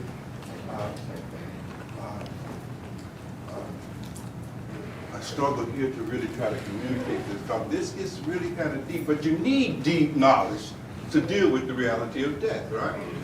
Ancestors on the west coast of Africa in the Dogon tradition, we have a term for this. We call this sogayi. Deep knowledge. Not ordinary knowledge. You see? Deep knowledge. In fact, the Dogon mystic said that if you don't understand what we're going to be discussing here about dying and death and how all that works and so forth and so on, that you are fundamentally ignorant. Fundamentally, how many PhDs? Fundamentally, you're ignorant. And you're ignorant about something you need to have some profound understanding about because you're going to die. That's certainly you that you feel you are based on your identification with your body, your emotion, your mind, your biography, your history, your beliefs, your likes, your dislikes. That psychosocial self that you call me, impermanent, going out of here. And you don't know how, you don't know when, you don't know where. Right? And there's some very specific experience that are going to happen in that process. For everybody. Nobody exempt you. Your money won't exempt you. Your religion won't exempt you. It has nothing to do with that stuff. This is the physics here. Right? Now, so these principles or these elements that make up our being, both at the level of the physical growth body as well as at our mental level, have been called earth. And what they are really the principle that organize the atomic makeup of this body. And I'm not going to get too much in there, but there are certain qualities about Earth, right? Now, you mentioned that the first thing that happens in dying process is the dissolution of the Earth element, right? The gross physical body, it gets weak. It starts getting weak. Why? Because that means the withdrawal of the life force. These elements are dissolved. With the complete dissolution of these elements, the life force is gone. It is these elements combined in how they operate that creates the life in this body, right? Okay? So when that earth element begins to dissolve, and it will begin to dissolve, you will experience that. And in the form of the body will grow weak. What else would you begin to experience with the dissolution of this earth quality, this solidity? The water element. Well, the water is next. We're talking about earth right now. Like my dad was someone who couldn't move around, he couldn't walk like this, he couldn't walk anywhere. But yeah, that's the weakness. And the loss of this element not only affects the body, I guess, but I should really do that, talk about it a little bit better, because this is profound stuff here. So we want to look at the effects of the dissolution of these 5 elements both on the body and the mind, because it affects both. Because the mind is made out of the same stuff as the body, it's just more subtle. Are you with me? So you're right, weakness, loss of strength, right, in the body, right? Does the pain old age in the body, The is dying. that part of it? When you start dying in the body, and the Yeah. body starts, the earth elements start breaking down, yeah, because pain is very often the result of the withdrawal of the life. But the pain you got like now, the arthritis, stuff like that, that's not the pain. Because the pain that you experience during the dying process, when these elements are on their way into dissolution, is 7-fold more intense than any pain you experience at all. 7-fold. Now keep that in mind. Keep that in mind. So you'll see as they are moving into that dying process, and the earth element, which this body mostly represents, right, begin to dissolve, right? You see?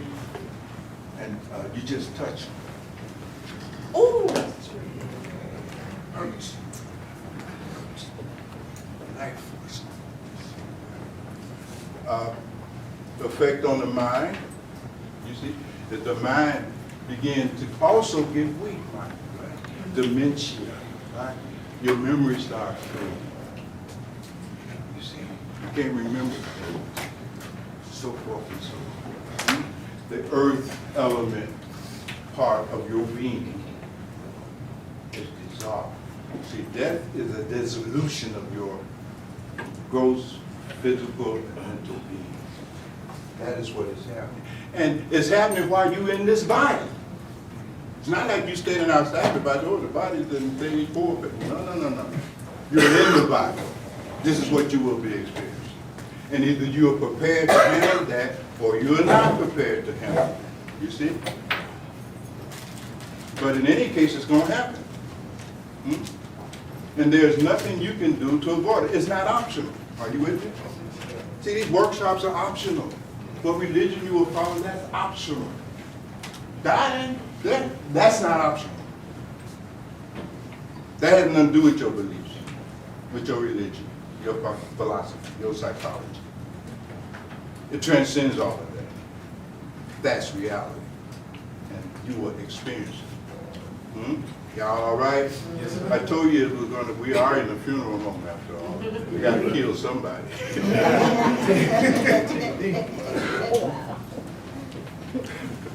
There's many other symptoms though, but you get any idea? Anybody else have any idea of what the symptomatology at the level of the body and the mind is like when this earth element begins to dissolve?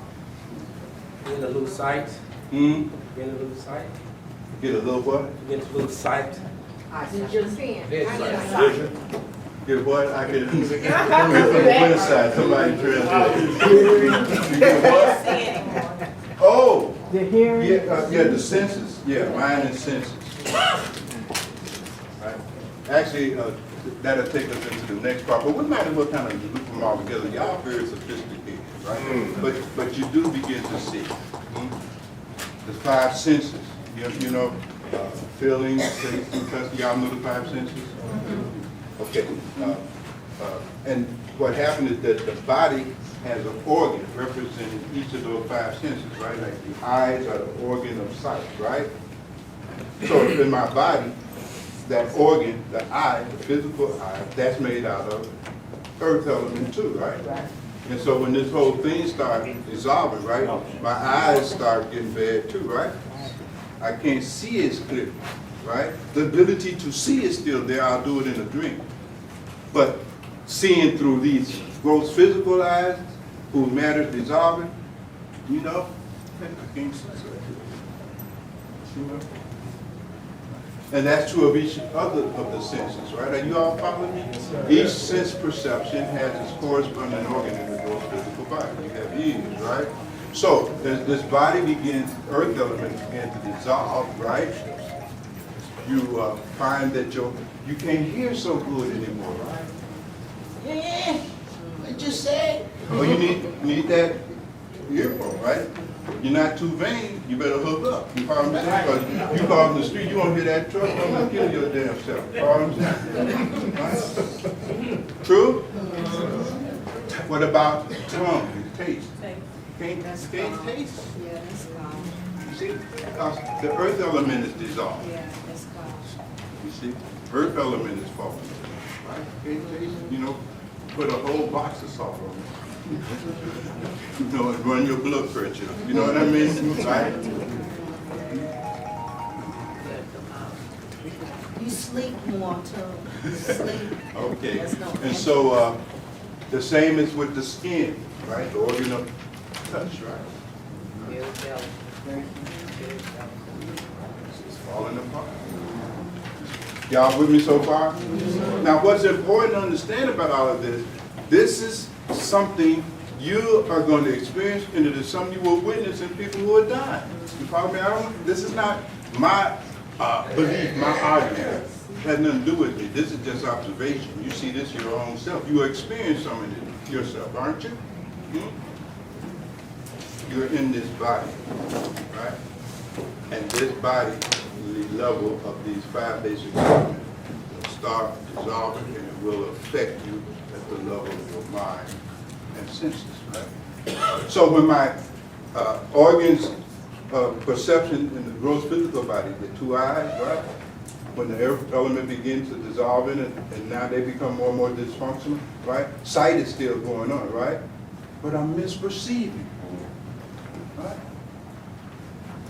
Isn't that interesting? Why is that?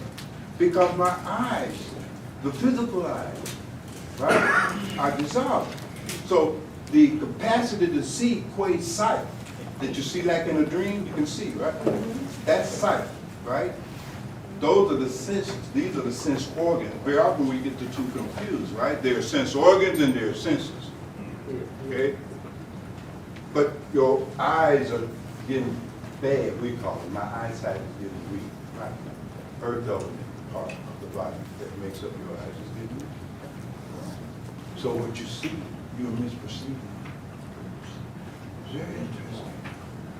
Yes, ma'am. So yeah, and I don't know how you're going through these, but there's also then often with dying people, so there's a tremendous disorientation and agitation and confusion. Because and you either consciously participate in this process or the process seems to be happening to you and you're not consciously participating in it, which I imagine Well, you're in getting. fact, what you're addressing, Anthony Saab, pertains to the dissolution of the water. You see, and the dissolution of fire. And we will get there, but you're very right. Because as each one of these elements dissolve, there will be a symptomology that you will experience while in this body. You see? So forth and so on. And the mental part was the weakness of memory. You see my point? The memory starts going. You can't remember anymore. You start developing dementia. And that's just natural because even at the neurological level, your brain cells, right? They begin to dissolve. Those parts of the brain, right, that houses your capacity and faculty for memory, the prefrontal cortex, these things are dying. That shows up as, oh shit, I can't remember. You know, follow what I'm saying? Your reflexes are going, right? The reflexes are going. All of that has a lot to do with the brain part in this gross physical body, because that's what the headquarters is. But your brain is dying. It's dissolving. It's falling apart. You see? Your neural circuits, you know, are dying out. You're losing connections, and that shows up in your whole bodily behavior. Okay? So far, so good? Yes, sir.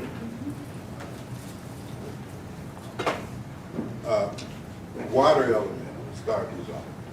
What that looks like when that water element of those 5 elements that make up our gross being begins to dissolve. Dehydrated.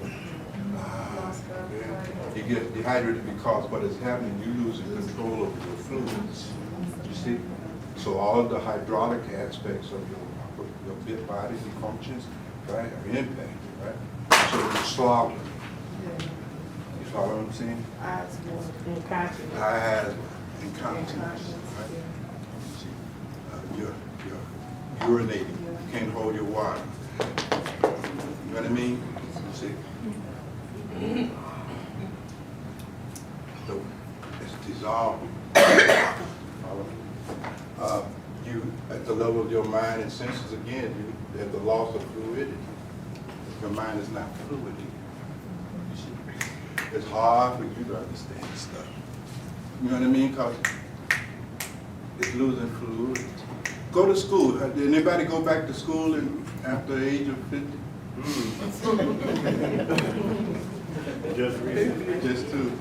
That's hard to learn. You know what I mean? It's hard. I mean, really. I remember when I was a youngin', right? Full of ambition. I remember I wanted to be a stockbroker, right? Because I want to make some money, right? And I went and got the first licenses, right? And then a few years later, I went back after I might get my Series 7, right? I took the class, I couldn't understand nothing. I mean, really, I tried, but I couldn't understand. You see? Fluidity. Yes, sir. What do you attribute that? The water element, you know, begins to dissolve, right? Which leaks out, you know. So, for instance, even on the mental level, you'll find your mind is just running. Now, those who try to do meditation, they really are able to appreciate what happens in the dissolution. You see, if you're an older person and you meditate, even a younger person, but even more so when you get older, your mind runs more. You can't concentrate. You see, your ability to concentrate begins to diminish because although, of course, it just you have no control of it. So it's a kind of loss of control due to the fluidity. You know what I mean? So forth and so on. But you can see it in the person because you go to a hospice, right? Anybody work in hospice, been in hospice, see, think you picked up bodies in hospice. So, but you see people laying in the bed, they don't wet it on themselves, they don't even know. Right? Because their ability to even feel diminished, right? They can't feel themselves wetting their pants, they can't feel it. The nerve burned out. The touch, the skin, the organ of touch, it's dissolving. They don't know it. Some of them have, boo-boo on themselves, they don't even know it. They can't even smell it because the organ of the nose has begun to dissolve. You know? They stink and they don't even know it. True? True. True. It's gonna happen to you too. What you gonna do, boo? You stink when you start stinking. What they do? Right? So you don't start stinking. That's right. This is how it goes. The elements that makes up this body and mind begin to dissolve, and with the dissolution of those elements, you become more and more dysfunctional. Yes, my dear. I know one of the clear signs that the person is really near death is the loss of urine. And so not being able to produce urine is one of the telltale signs that the person is within that 12 to 24, 48-hour time frame. That's absolutely right. And when you bring the bodies in, right, I don't want to get too gross, but funeral directors, they understand all of this. You know what I mean? When you bring that body in, don't you sometimes see they've lost their bowels, they're pissed all on themselves. Right? You'll find that in the majority of the cases, right? It can happen quick or it can happen slow. Depends on what circumstances you're done. Are you with me? Right? You get murdered, boom, fast. You bring them in, he got it, right? You're in a nursing home slowly. Each day, you got a little bit more piss, a little bit more shit on yourself, a little bit more stuff. It's slower, but it's the same thing. Are you with me? Following the argument? And it's going to happen to you too. And the suffering when that happens to you will be 7-fold more intense than any suffering you have in the body now. That's the part you got to get with. That's what you gotta get with it, right? It's gonna be sevenfold more intense. How are you gonna handle that? You see, you get a toothache and you take off for 3 days. You can't work, you can't do nothing, you know what I mean? Do you understand what I'm saying? This is not being bad. This is real deal. And you don't have an option. It's not like you could say, well, Dr. Ingram, well, I don't think I'll die. You don't have that option. This is not optional. You don't get to decide this. What you get is to get ready, be prepared. And this is a wisdom teaching that I'm offering you, albeit worded a little different, but Jesus said it very beautifully, or maybe not Jesus, but in Psalms it says, "Oh Lord, teach me the number of my days so that I may develop a heart of wisdom." It's like, teach me about the reality of the number of days. I'm not going to be here forever. You follow me? You're only be here for a certain amount of days, a certain amount of breath, and you're out of here. Are you with me?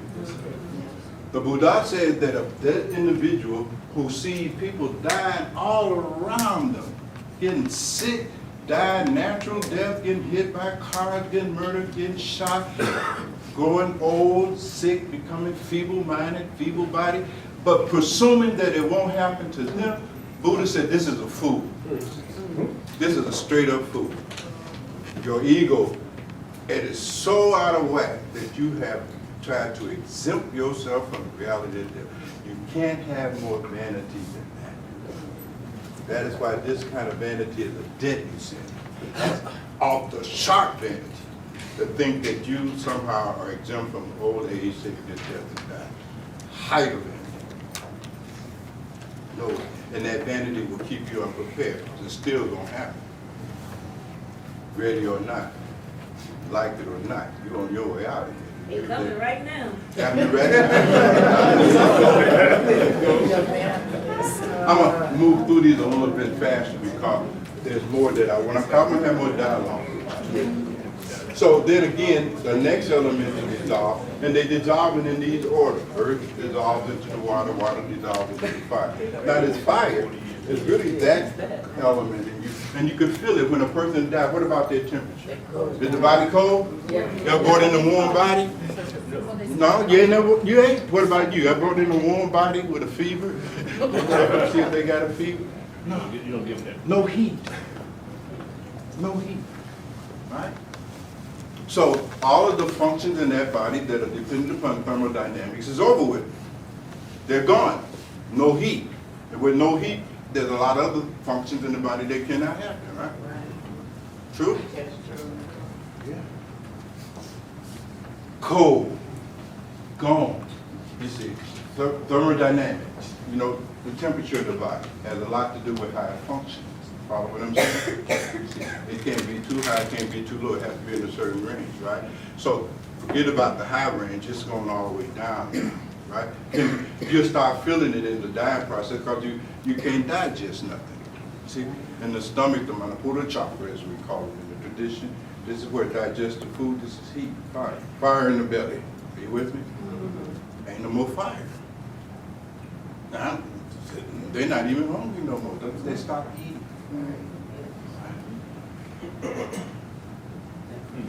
Systems are shutting down. It's like your system, all of your bodily, physiological, biological functions in the body are shutting down. And also the faculties and the level of your mind are also shutting down. And they're shutting down in tandem, simultaneously.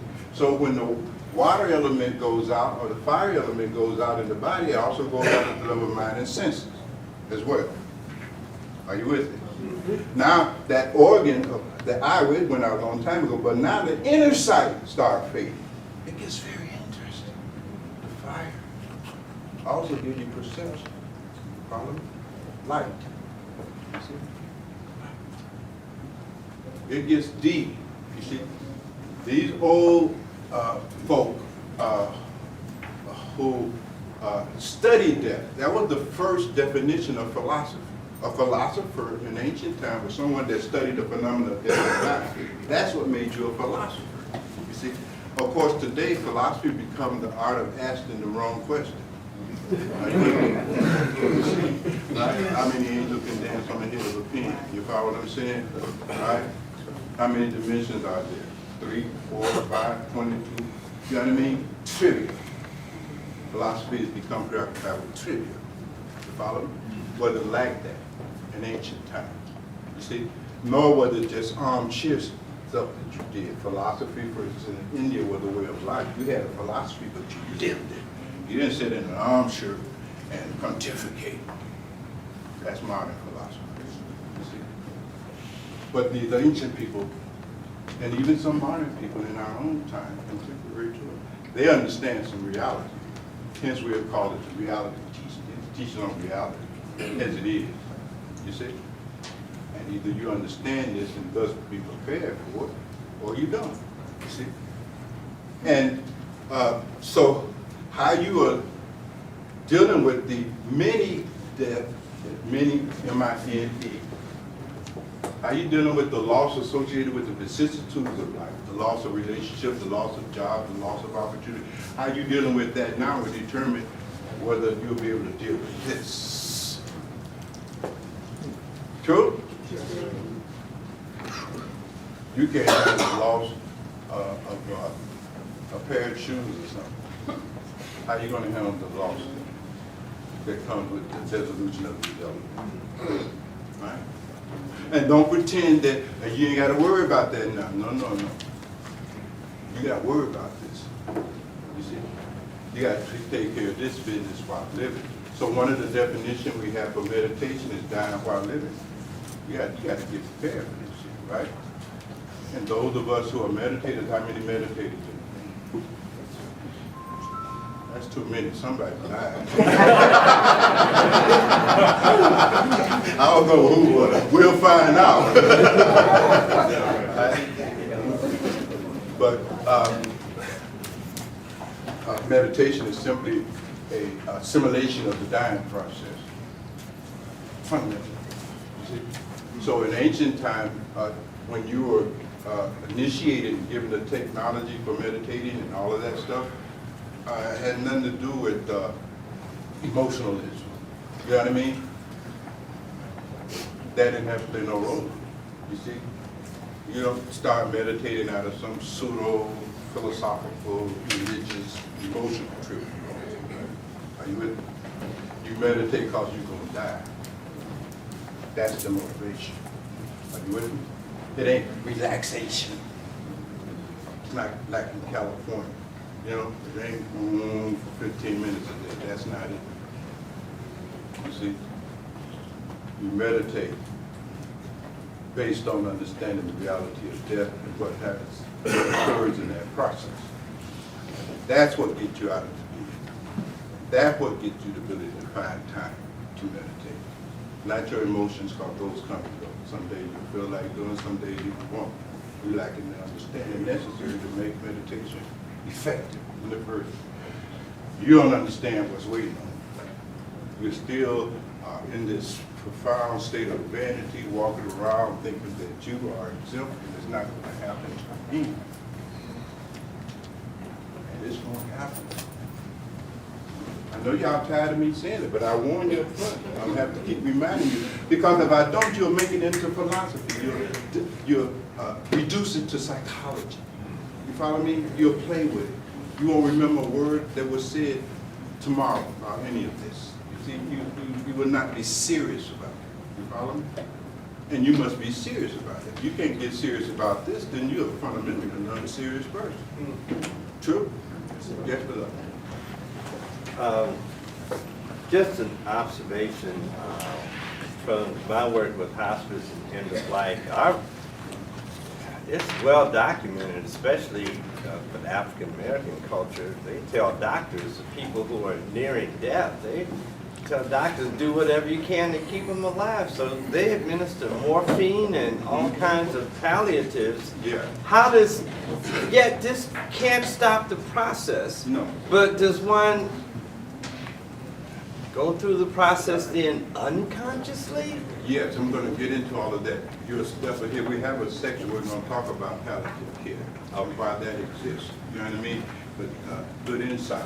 I don't know if we'll be able to really cover all of this today, because what I don't want to do is gloss stuff. You know what I mean?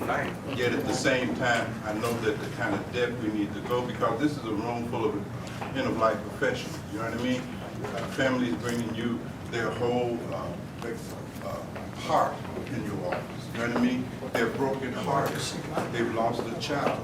They've lost a spouse. You know what I mean? Their heart is broke. You know what I mean? They're about to lose their mind. You got to give them more than a casket. You see? You got to give them more than rhetoric. You can't give them what you don't have, because you don't even know how to handle your own stuff. How you know instruct them on how to handle it? Follow what I'm saying? Can I just tack on one thing real quick? Yes. I'm in your building.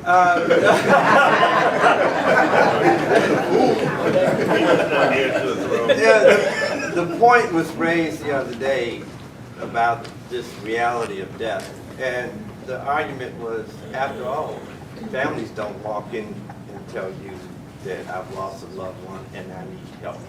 Matter of fact, it's so deep that it's almost outside their own awareness or their inability to articulate. And then our response is, how can I help you? And it seems that buying trinkets and things is what's going to do it. So we got blind leading blind. That's the difference between a doctor, true professional, right, and a pseudo professional. A doctor, he see you come in the room, ain't nothing wrong with you, see you limping. You're watching your whole body. Ain't nothing wrong with doctor. Sound, you know what I mean? He look in your eyes, see. Follow me? That's a real profession. A fiduciary relationship is there. Doctor and patient. You ain't the ego trip. It ain't just about money. Are you with me? We call it savor. Savor. And these inner-life professionals in ancient times, they wouldn't call them morticians, they wouldn't call them funeral directors. I didn't even call themselves inner-life professionals. Those were death gurus, experts on taking people to death, both the living and the deceased. In ancient Kemetic time, they were Sema priests, the highest level of priesthood available in those mysteries. Sema priests. Whole different. But let me get to this here, because I know you, and you will go on and on and on. So, I mean, no disrespect, but y'all know Ray, right? So you know I'm doing the right. How many people say I'm doing the right thing?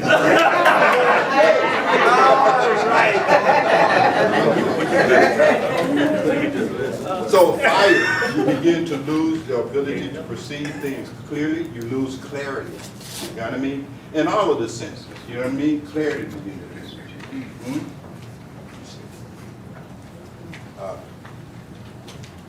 Air.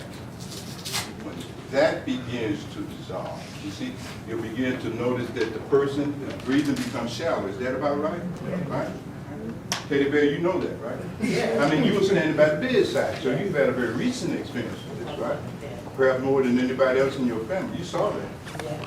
Breath started getting shallow. You see, the outgoing breath became shorter. They heaved. They're not breathing as no diaphragmatic breathing numbers. It's all up here.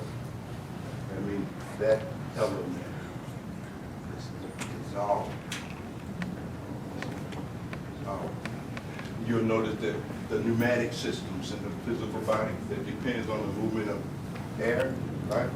We call it prana, there's 10 of them, right? All of those begin to diminish, so they can't swallow. That's also required.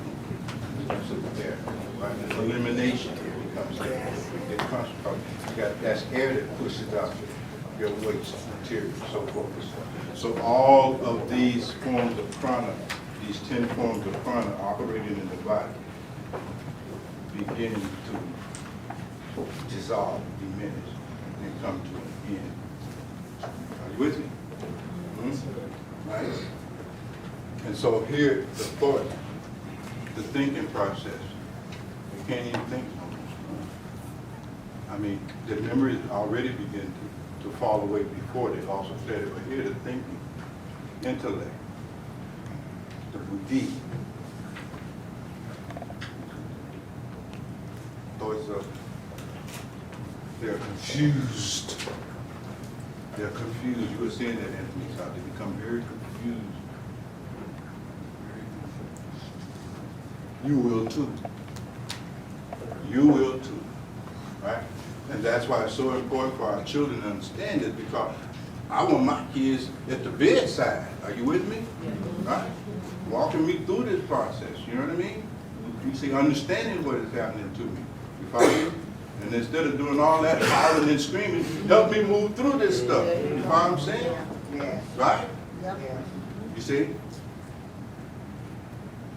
This is not beanbagging. This is going to happen to you. You've seen it happen to other people, right? So what makes you think it's not going to happen to you? I don't understand that. What is that? Where's the logic in that argument? You're denying that you're going to eventually grow old, get sick, get feeble, and die. That is, if you have a natural death. Are you denying that's the truth? And how can you live a life that is not based on truth and be fulfilled? How is that going to happen? And how is pretending that it's not going to happen going to increase the quality of your life? Do you understand what I'm saying here? Yes, sir. Right? We're in Egypt now. This is how we roll in the pyramids. Reality. That was the first teaching the ancient Egyptians gave to their children. They're talking about that. Not ABCs. Not 1, 2, 3. They're not giving them a cell phone to teach them how to pull up games. Okay. Nine. Get you straight. Prioritize your life. You don't waste it.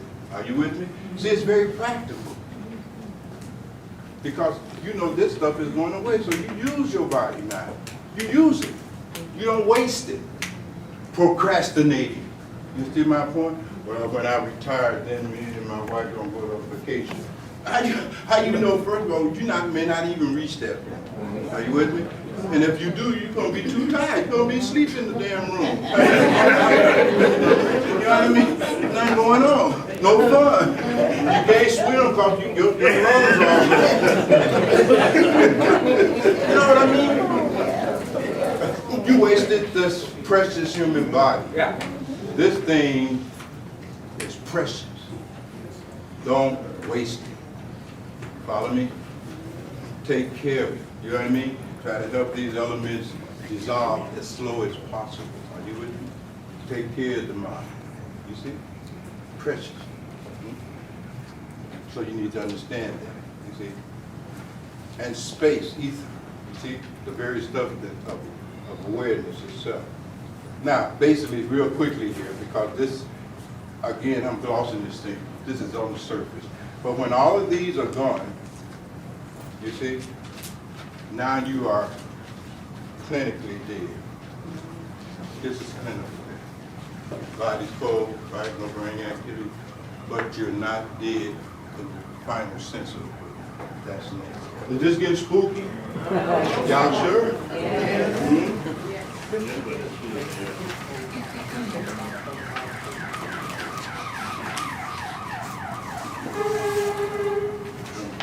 I covered all of these here. Yes, ma'am. Yes, ma'am. You know, people in other live on islands and different places, their bodies work a lot in a different health state. Like remember they live on islands, they don't have mental cycles like the way we do. The diet has a lot to do with how we deteriorate or how we function. And a lot of the issues that people go through is due to deficiencies in the body. And when you just said don't waste, don't procrastinate, you know, you have to be careful how we take care of ourselves. And unfortunately today, we eat Frankenstein food. That's right. Water we drink is poison. Whether you want to believe it or not, they're doing a lot. The government is allowing a lot of things to happen that should not be. And it's all because of money. It's not about anybody's health, what's going to make the country better. It's all about the bottom line is money. And people are poisoning themselves when they clean the house, when they eat, when you just walk up and down the street. We don't, like you said, we don't get out, we don't go to the park, we don't ride bikes. We don't do anything, we're preoccupied. And we have to be careful, you know, how we spend and number those days that we do have. Yeah. because no one knows the day of it all. You don't know. You don't know. You're There's absolutely a right. lot going on that should not be. You're absolutely right. And see, that's because we don't even understand how this body works. We really don't understand it. See, the food that we put into this body, makes qualities of mind. Hence, in many traditions, even in ancient Kemet, especially in India and some other third world countries, the diet is vegetarian. It has nothing to do with trying to somehow cure cancer. It's just understanding that you become what you eat, literally, in the sense that your faculties are governed by that. And so there's categories of food that you could take. And I won't be able to get into all of this, but you see I able to send her the vegetarian diet and philosophy. She'll send you. I did all of that. But there's categories of food, 3 of them. One is called sattvic food. That creates a calm mind. You see, there are certain kinds of food that you eat that can create calmness in the body mind. It creates calmness in the body, therefore it creates calmness in the mind. Are you with me? Called the body-mind connection is psychosomatic. Eating is a psychosomatic event. Are you with me? So sattvic, right? That's your vegetables, you see? So forth and so on. You see, non-flesh items, etc. Teetotal, no alcohol, no more weed, no wine. It's called, those are also forms of food. You see, so it doesn't matter if you become vegan and you still smoking weed. What is this? You know what I mean? It's no understanding. Are you with me? Then there's what they call rajasic. These are foods that you eat that speeds up the metabolism in the body and thus speeds up your thought and thinking process, right? Spices and so forth and so on. You see? So, and then finally there are tamasic foods. Those are your meats, right? So you eat 2 steaks and a potato. Then, like my grandson, you see, you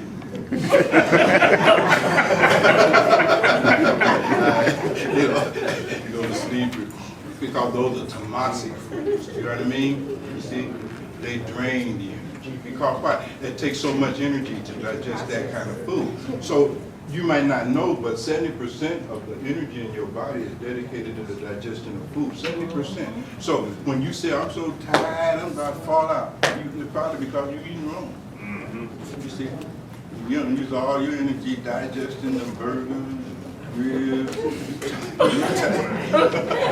understand? You tired, but you ain't did nothing. All you did was eat. How you so tired? You just ate. Right? Go lay down. Yeah, I understand. You go up. Are you with me?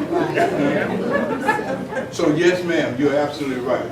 You see, and we could do a whole thing on that. You begin to see now why these mystery schools and these spiritual traditions became so expansive, why the canons of instruction that were generated start becoming so many of them, so many scriptures, so many sutras, because this is sogayi, this is deep knowledge. This ain't the little stuff. This ain't like knowing your social security now. At little stuff. Are you with me? This is deep knowledge, you see? So deep that even great intellects like Pythagoras, they wouldn't even let Pythagoras in. They made Pythagoras wait 20 years. Say, this stuff too deep for you Greeks. You know what I mean? Y'all children. Follow me? This is Pythagoras. This is Sogai. You see? Deep. Very deep. Very deep. So all of what I'm saying, you'll find a lot of this is in a lot of the Buddhist scriptures.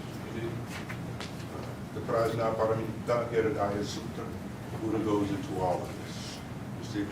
I'm just sharing from different traditions so that you understand. Ain't no one group got the corner on none of this. You follow what I'm saying? It's all over the place. You just gotta have eyes to see. Actually, it's right in front of you. See, if you constantly read any scripture, what they're describing to you is your own experience that you're not even paying attention to. Right?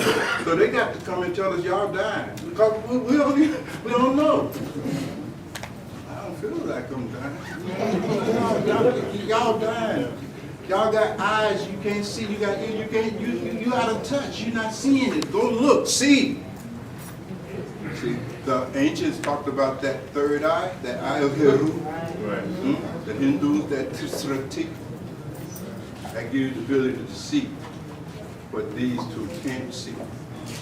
It gives you the ability to see.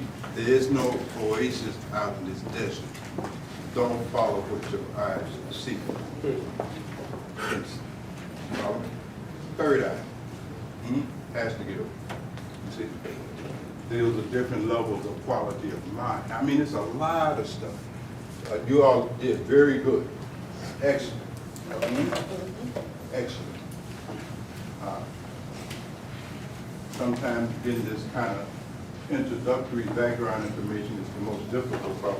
Everybody haven't really had an opportunity or freedom to really ponder these things. You see, because we're on the move all the time, right? As you were talking about our food and stuff, well, the reason we can't pay attention is we're on the move all the time. Involved in trivia, you know what I mean? Just no time to reflect. If you look at these great civilizations, these folks had time to reflect.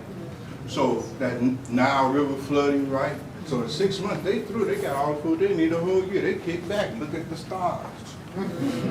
You pull astronomy out of thin air. You pull math out of thin air. They have time to look at nature and develop our agriculture.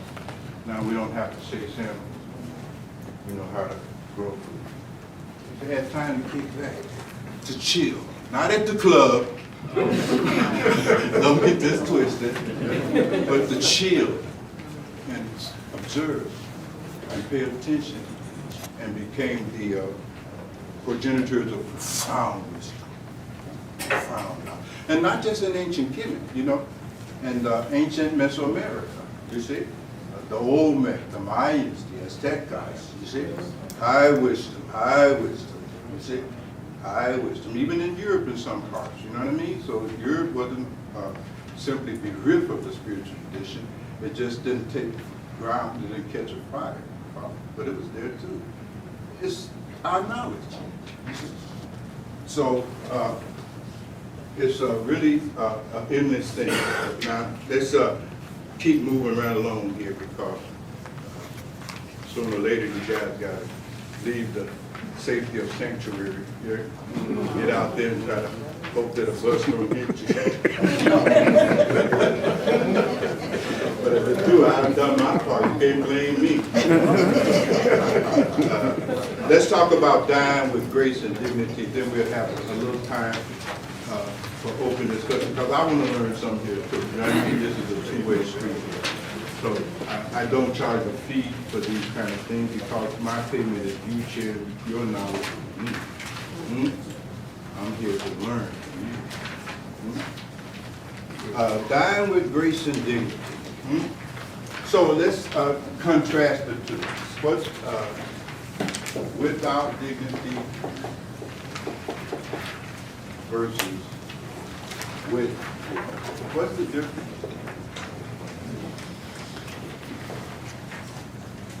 Look at some of this. I mean, have you ever considered what kind of death do you want to have? Go ponder that. Go ponder that. What kind of death do you want to have? I know what kind of money you want to make, what kind of car you want to drive, what kind of house you want to live in. You follow? Okay. What kind of death do you want? How do you want to die? Because you're going to die, right? Because we talk about how I want to live, right? Is right? I want to live like this. Okay, good. You got one part down. What about the other part, how you want to die? And what is the relationship of how you want to live with how you want to die? Will the way you live it necessarily result in the way that you would die? A peaceful death or what? Let's have some conversation about it. We have to enjoy the distinction. So,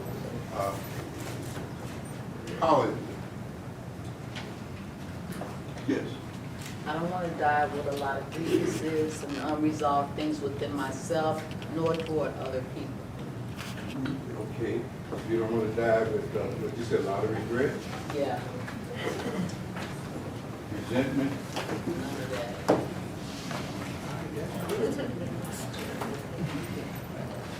Yeah, I like that. Yes, ma'am, and then yes, ma'am. In my sleep peacefully? You wanna die in your sleep peacefully? No time. You've been watching a lot of TV, right? Let's just say peaceful, right? Because the real deal is that you can die peacefully when the bus hits you. If you understand and protect yourself. So peaceful death is not necessarily something that'll happen in your sleep. Are you with me? Because you don't know if you're going to die in your sleep. So you got to find out a way to have a peaceful death, whether you die a natural death, whether you die from an accident, a plane crash, or a bus hit you, or somebody murdered you, right? I would like it quick. Not gonna be quick, right? So quick and peaceful. Yes, ma'am. I think there's a perception, and she brings up a good point, that dying in your sleep is the perception of peaceful, but no one has died in their sleep to come back and tell us that they were in pain just before they died. So we add that ourselves to be peaceful. Right, we created the myth about it. See, and these sages, these death groups, sages, you see, rishis, they have a lot to say about that, because you know, near-death experiences are not a new phenomenon, right? And a lot of these guys, these yogis, knew how to induce near-death experience. For instance, you would learn how to control your breathing. We call that pranayama yoga. It's not this simplistic kind of breathing that passes itself off as pranayama. It was real pranayama yoga, a real discipline, required a lot of training and disciplining of this body, detoxifying and cleaning it out and so forth and so forth. But once they learned how to do that, you follow me? They learned how to pull a certain amount of breath into the body, you see? And hold it. And then they'll get down in the hole for 3 days. Now, not breathing, you know, that begins to simulate the clinical death, right? And then they'll breathe and they'll come back up. And then they'll write a scripture. You see? They'll write the yoga, padika. You know? So here's what happens. Follow what I'm saying? And so forth and so on. And what happens, again, is a very interesting thing. Because remember, we didn't get a chance to get to the other bardos, right? All this time I've been talking to you is what happens in the bardo of natural life and the bardo of dying. We have not talked about the bardo of afterlife. Are you with me? That's another thing. And there is a bardo after your life, after death. Because what happened is that when all of these 5 elements that makes up your gross bodily and mental being, when they start dissolving, what they're really doing that they are unfolding back into your original condition. You see? Back into your original condition. What it is, you have the understanding of involution and evolution, right? So your true state, right, begins to unfold down into the gross level, right? At death, it reverses that direction. It mimics the breath. You know how the breath goes out, then come back in? It'll only go 12 fingers or so out, and then it will turn around automatically. You follow me? So this body only going to be here for so long, and then it reverses the direction, right? And you start moving back towards your original condition, you see? So after death, there is the experience of your true and original condition. We have a Buddhist here. In Buddhism, I believe they call it Yorikpa, the Dharmata, right? Original, undifferentiated existence, undifferentiated energy, consciousness, life, etc., etc. You see, without all of this other stuff added on. There's no mind for thinking, there's no emotions, no ego, none of that. All of this is stripped away. In some tradition, they say, therefore, this is the empty state. But by empty, they mean it's the potential state, it's your original state, right? So, but what happens if you have not practiced this dying process, when death happens, you won't see this part of this gap. This is the gap between death and rebirth. You won't be there because you're not conscious. You develop no awareness. There's no subtlety of awareness. You have not practiced noticing. You see? So you miss it. All together. You see? You go into oblivion. Are you with me? Into oblivion. And the opportunity to become identified with your true self disappears. Right? Because how many believe that there's something in you that will persist after the death of this body? How many have that intuitive? So, right. So, if that is true, you are already that. Right now, by definition. Right? Right? Are you patronizing me or is that right? That's true. You're already that. Right now, necessarily, in order for it to be there after the dropping away of this body mind. Right. What is that? Who is that? Is that your personality? No? No? You sure? You can cross that off. Is it your gender? No. Does it have anything to do with your body? No. So we wipe all that out because the body, by definition, is not there. Right? Right. So what is that? Electricity. Electricity. All right. I got you. But what you saying is energy. Energy. Self-aware, self-conscious energy. Formless energy. You see? And when it unfolds itself down into the 5 elements in the form of water, it becomes capable of taking any form, because that's what water does. Water can take any form. Right? Yeah. So that takes many forms. People, animal, trees, bread, probably can take any form. It takes all the forms. You see?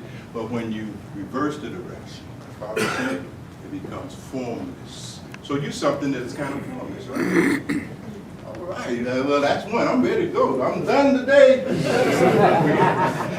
One guy got it. Right? You see? In Hinduism, we say, Tattvamatsi.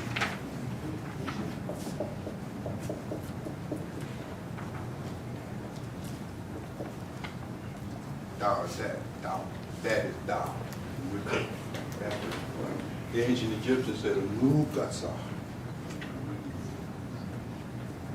I am just this pure, undifferentiated, formless consciousness of self.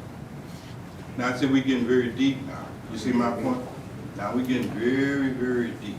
So what happened is that at the moment of death, if you have practiced, when all of this other not self material that you identify with falls away, you'll get a glimpse of your true nature, your true self, that you already intuitively know survived this body. You already believe that. It is so. You know it intuitively. You see? Because even if I say you're going to die, there's something in you that can't get with that. Because there's something deep in you that feels it ain't going to die. Right? But it's not you, the body. Are you with me? It's you, which is beyond the body. And that has to become something that you identify with. Now, when you assimilate this process in meditation, you become identified with that, right? So now it's no problem wearing this body. It's just like you got on these clothes, you know you ain't this damn jacket, right? I mean, y'all know that, right? You ain't these shoes, right? Right? There's no problem. You're not misidentified. You're not confusing who you are with what you're wearing, right? You don't confuse consciousness with that which it has embodied itself. Right. This is the body. You're in the body. You're embodied. You are that which is embodied in the body. And that changes everything. Now, this is a little deeper than I intended to go, because normally these kind of conversations I try to present to people who are serious spiritual practitioners, and I don't want to bore you with a lot of this stuff, you know. But since there's a few who identify themselves as spiritual practitioners in the room, I thought we should say something at least for them, so that they don't go all together. Because, you know, they go for all this kind of talk, you know what I mean? But certainly, you have a good intuition, beloved, that you are something like electricity, energy, light, formlessness. It's very deep, you see. So when things start happening, the body fall away. You know it's not happening to me. Yeah, the body fall away, yes. You see, the clothes get old, they're gonna get raggedy, but ain't nothing happening to me.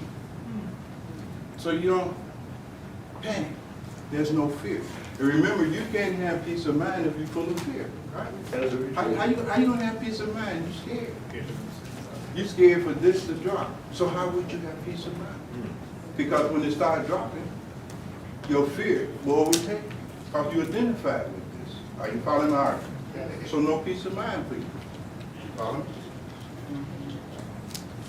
It's like that, or something like that, not exactly. So what are some of these signs of again, we started off with down with dignity. I want to get through this a little bit more, and then then you all are going to give me my feet by teaching me something. Now, I've already broached the subject, meditation.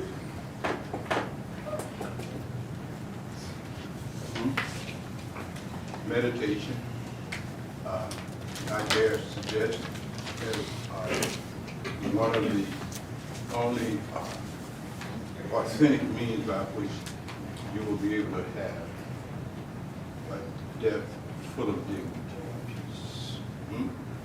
Now, I'm open for debate about that because some of you may find other ways, you see.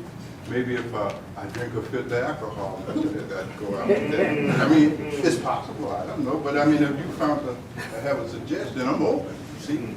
Should you do a line of coke as you go out? You see, I had a guy that was visiting his girlfriend. He was there on the couch dying. She was taking care of him. And, you know, they had him hooked up to the oxygen. He was on his way out. And the last thing he said, give me a square. I guess it was peaceful. I don't know. You planning on, how many planning on trying to have a peaceful death? Okay, tell me how you gonna do that? What's your idea? Give me your strategy. Let's bring storm. You know what I mean? Together. You know what I mean? You can start off leaving, like she said, but like you start off living a peaceful life. If you, somebody had mentioned, you know, she wants to try to get rid of no bitterness and all that. If you rid yourself of all this bitterness, or work on it now, like I'm 50, 60. If I'm working on this now because I know this is what kept me back or slowed me down or kept me sleepy all the time. If I work on all this bitterness, hatred, anger, and fear, by the time at some point, I'm going to be at peace. I like that. I like that. You see, that's so guiding. It's natural. Right. It's intuitive. You don't have to read a book to know that, right? But strangely enough, any book you read that talks about what is required for that has all of the things, or most of the things you just mentioned. But they say the first thing. You know, we've noticed that in some of the deceased that we pick up. That's what led me to this, because some of them that die a traumatic death become tense. Yeah. Those who are very peaceful in themselves come in. We don't have to do anything but just preserve them. Right, right. But if we want to transform another look, sometimes they've been very bitter. Very hard. Muscles get frozen. Yeah. Now these are called the negative states of mind and emotions. Anger, right? Lust, greed, attachment, vanity, ego. These are different, but you can add all kinds of things. Fear, jealousy, hatred. You know, these are called kleshas. They defile the mind. Are you with me?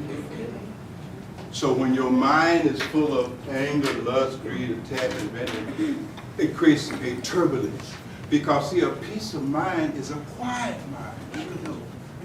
You can't have peace of mind without a quiet mind. But you can't have a quiet mind if you get all of this because you're angry. And that's all you think about is who you angry at and what somebody done did to you. You go to bed with that shit on your mind. And you wake up with it on your mind.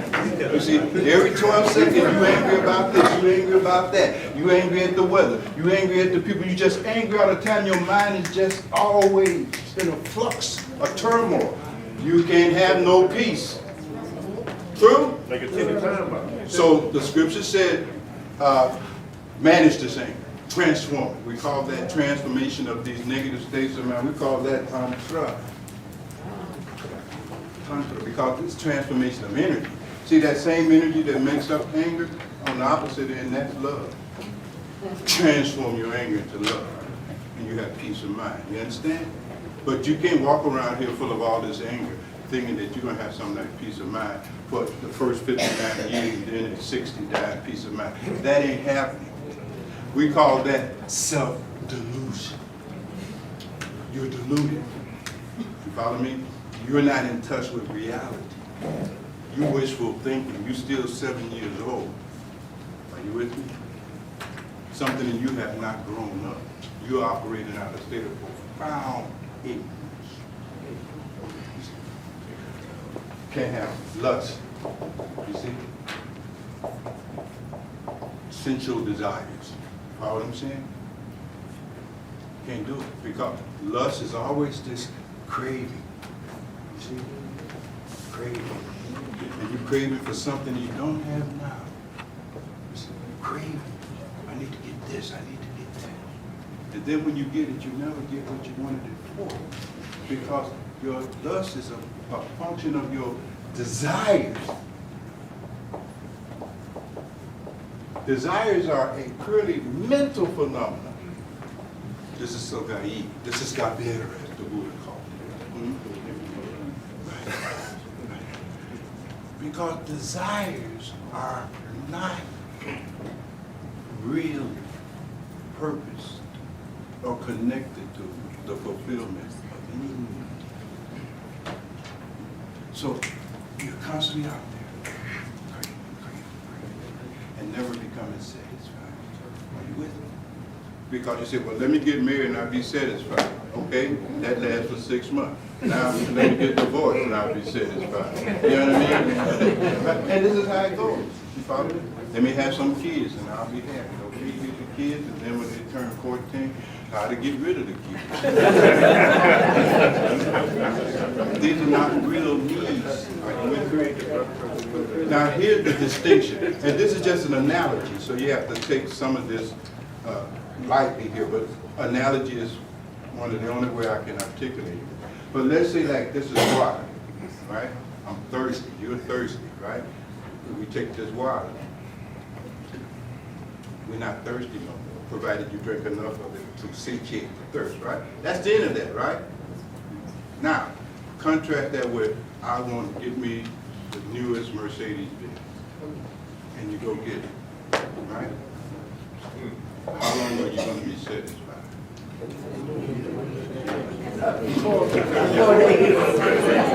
Till you get the first pay, till you get the first $5. Now I gotta give me a garage to park the damn thing. I can be parking my Mercedes up in this parking lot with all these crazy people in the apartment. I gotta give me a part of the garage. I mean, you see how it goes on? So you know when you are operating out of a false need, that's what a desire is. Because even when you get it, you never get the satisfaction you receive.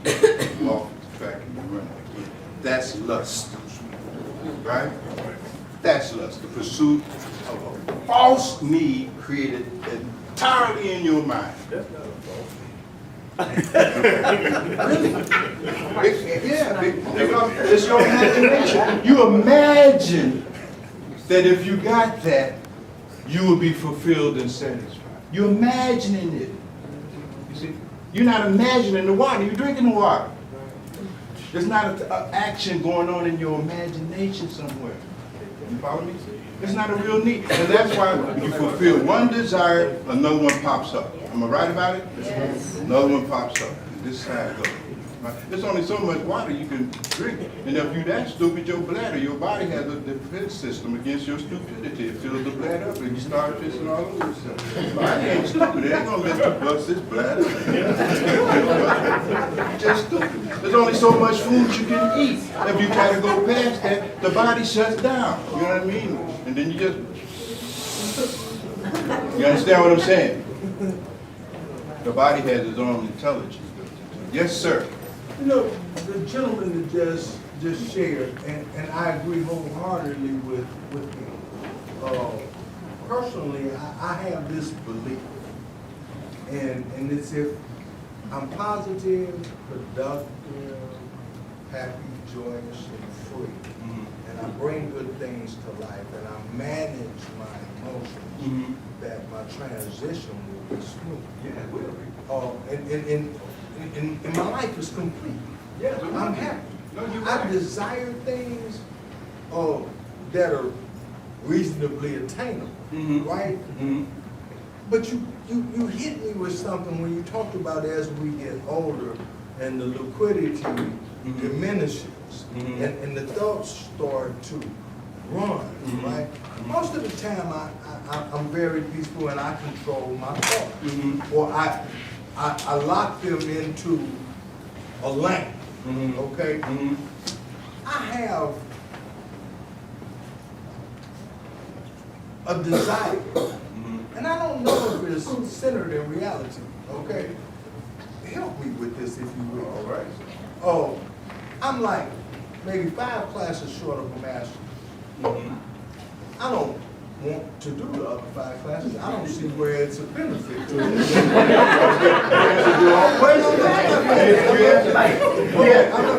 However, I am making preparations to go to law school. And I've looked at this, like, I don't like to discipline my mind to stay focused on nothing. I don't even know if I still can. I don't see the need. But see, here's the thing. We have patterns. Like you got physical habits. Yeah. You got psychological and emotional habits. Right. They are patterns. We call them bisynods. These are patterns. Right? So something you've been doing for a long time, it got momentum. It's like a fan plugged into a wall. When I take the cord off, the blaze keeps going, right?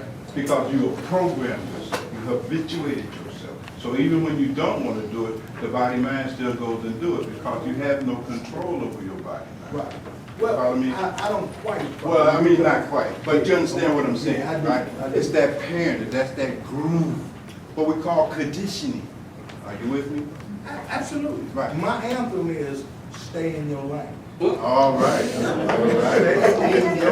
You need to identify what your lane is and stay in it. Yeah, that's true. But you know, here's what is interesting. Because those kind of statements are predicated on some kind of a mythical independence that we're enjoying, as if we're separate. Well, I don't quite agree with that to this degree. I mean, think about it. Now, that if you're talking about tolerance and patience, that's another thing. Are you with me? Because tolerance and patience is what gives you the ability to not interfere and try to co-opt other people's lives and make them fit in with your ideal. That's tolerance. That's patience. Those are positive qualities. So if you live the life with patience, with tolerance, and the tradition we call those the katsampatis, the 6 of them. Are you with me? Man, I wish I had more time because your question is very insightful. You see, because like me, you're older. You see, we're finna go here now, right? And so if you don't have that kind of tolerance and patience when you enter into the dying process, you're gonna have a hard time. You know what I mean? Because you're gonna need tolerance, patience, discipline, emotional resiliency, slow to anger. Are you with me? I absolutely am, because you brought forth the scripture that it's kind of like the cornerstone of my existence. When he talked about teach me to apply part to wisdom that I may bear by number of my Yeah. days. Yeah. And my best friend, who happens to be my first cousin, we sit and we number our days, and Yeah. you know, it's like we strive to have a peaceful, productive existence. Yes.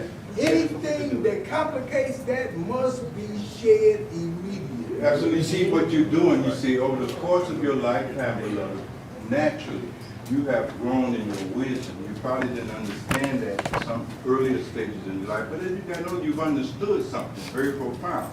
That's why that scripture struck you. Teach us, O Lord, the number of our days so that we may develop a heart of wisdom. See, that's wisdom. What is the wisdom? The wisdom knowing that you only have a number of days here. You don't have forever. It's the death is there. You're on the way out of it. Therefore, don't waste your life feeling angry. See, it's very specific. You see, it's not like saying don't go to Walmart. No. It said don't be angry. Don't be full of lust. Don't be full of greed. Learn how to be content. You see, because see, if you don't have the ability to be content, you follow me? You won't have it. Even if you get $1 million, you won't be content because you don't have the ability to be content. You follow me? You are suffering from greed, the inability to be content, the inability to be at peace. Are you with me? It's a spiritual deficit. Are you with me? Absolutely. These negative states of mind are our spiritual deficit disorders that show up at the level of our psychology, our emotions, and then our behavior and the way we're doing our life. Because you're full of this stuff. These are the defilements. This is what they mean when they say you must purify your mind. Every tradition says that. Not suppress it. See, we have a wrong understanding. You try to suppress your anger and make that substitute for the transformation of it.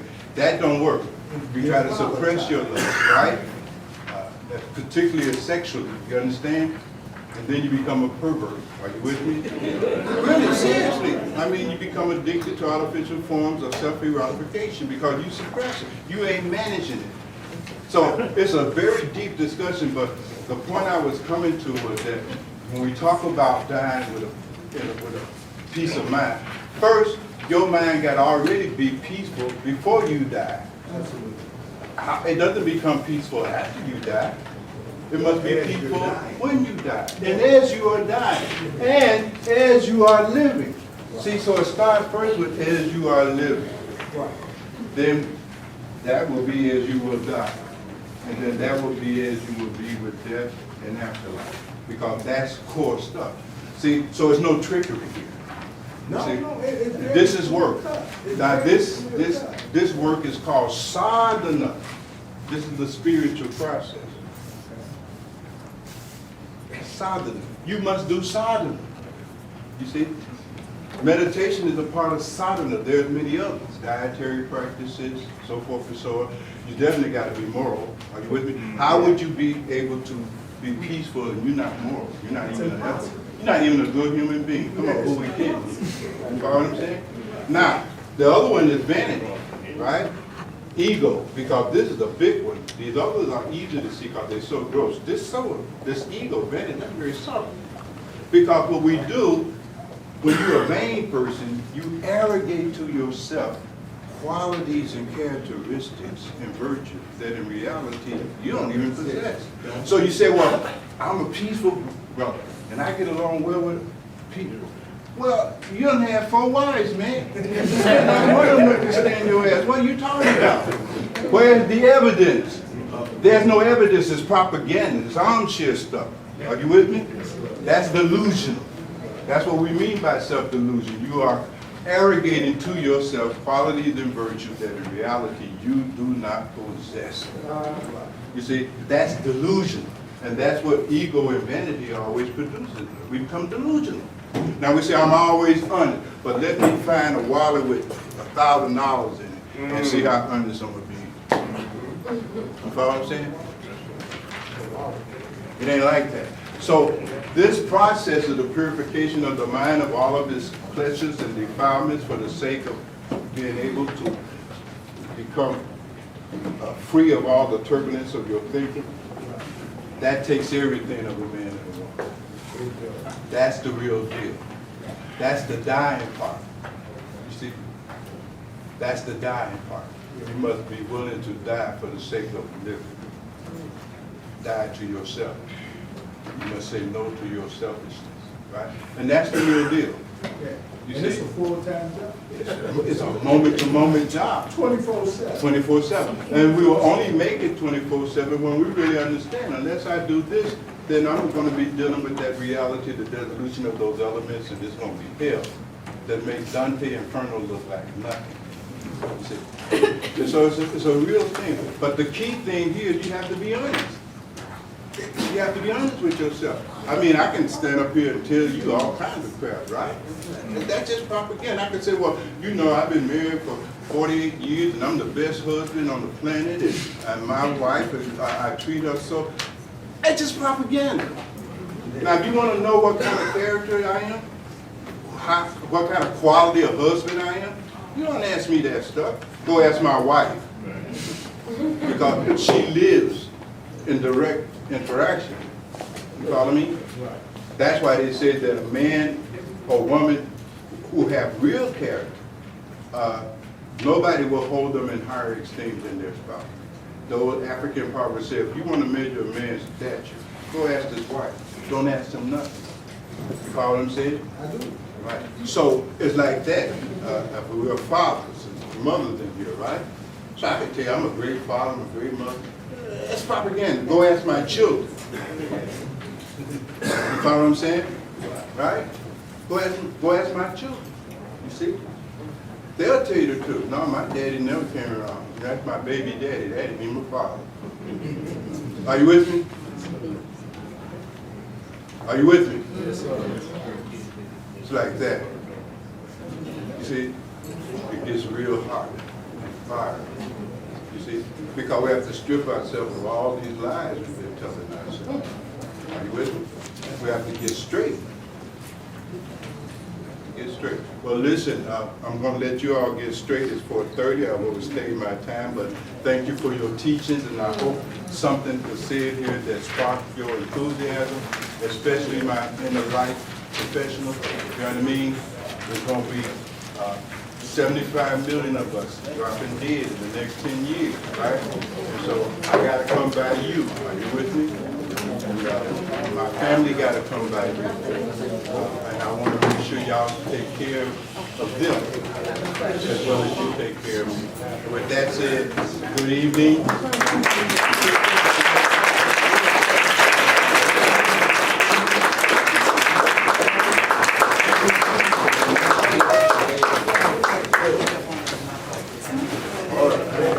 I gotta go. Gotta go.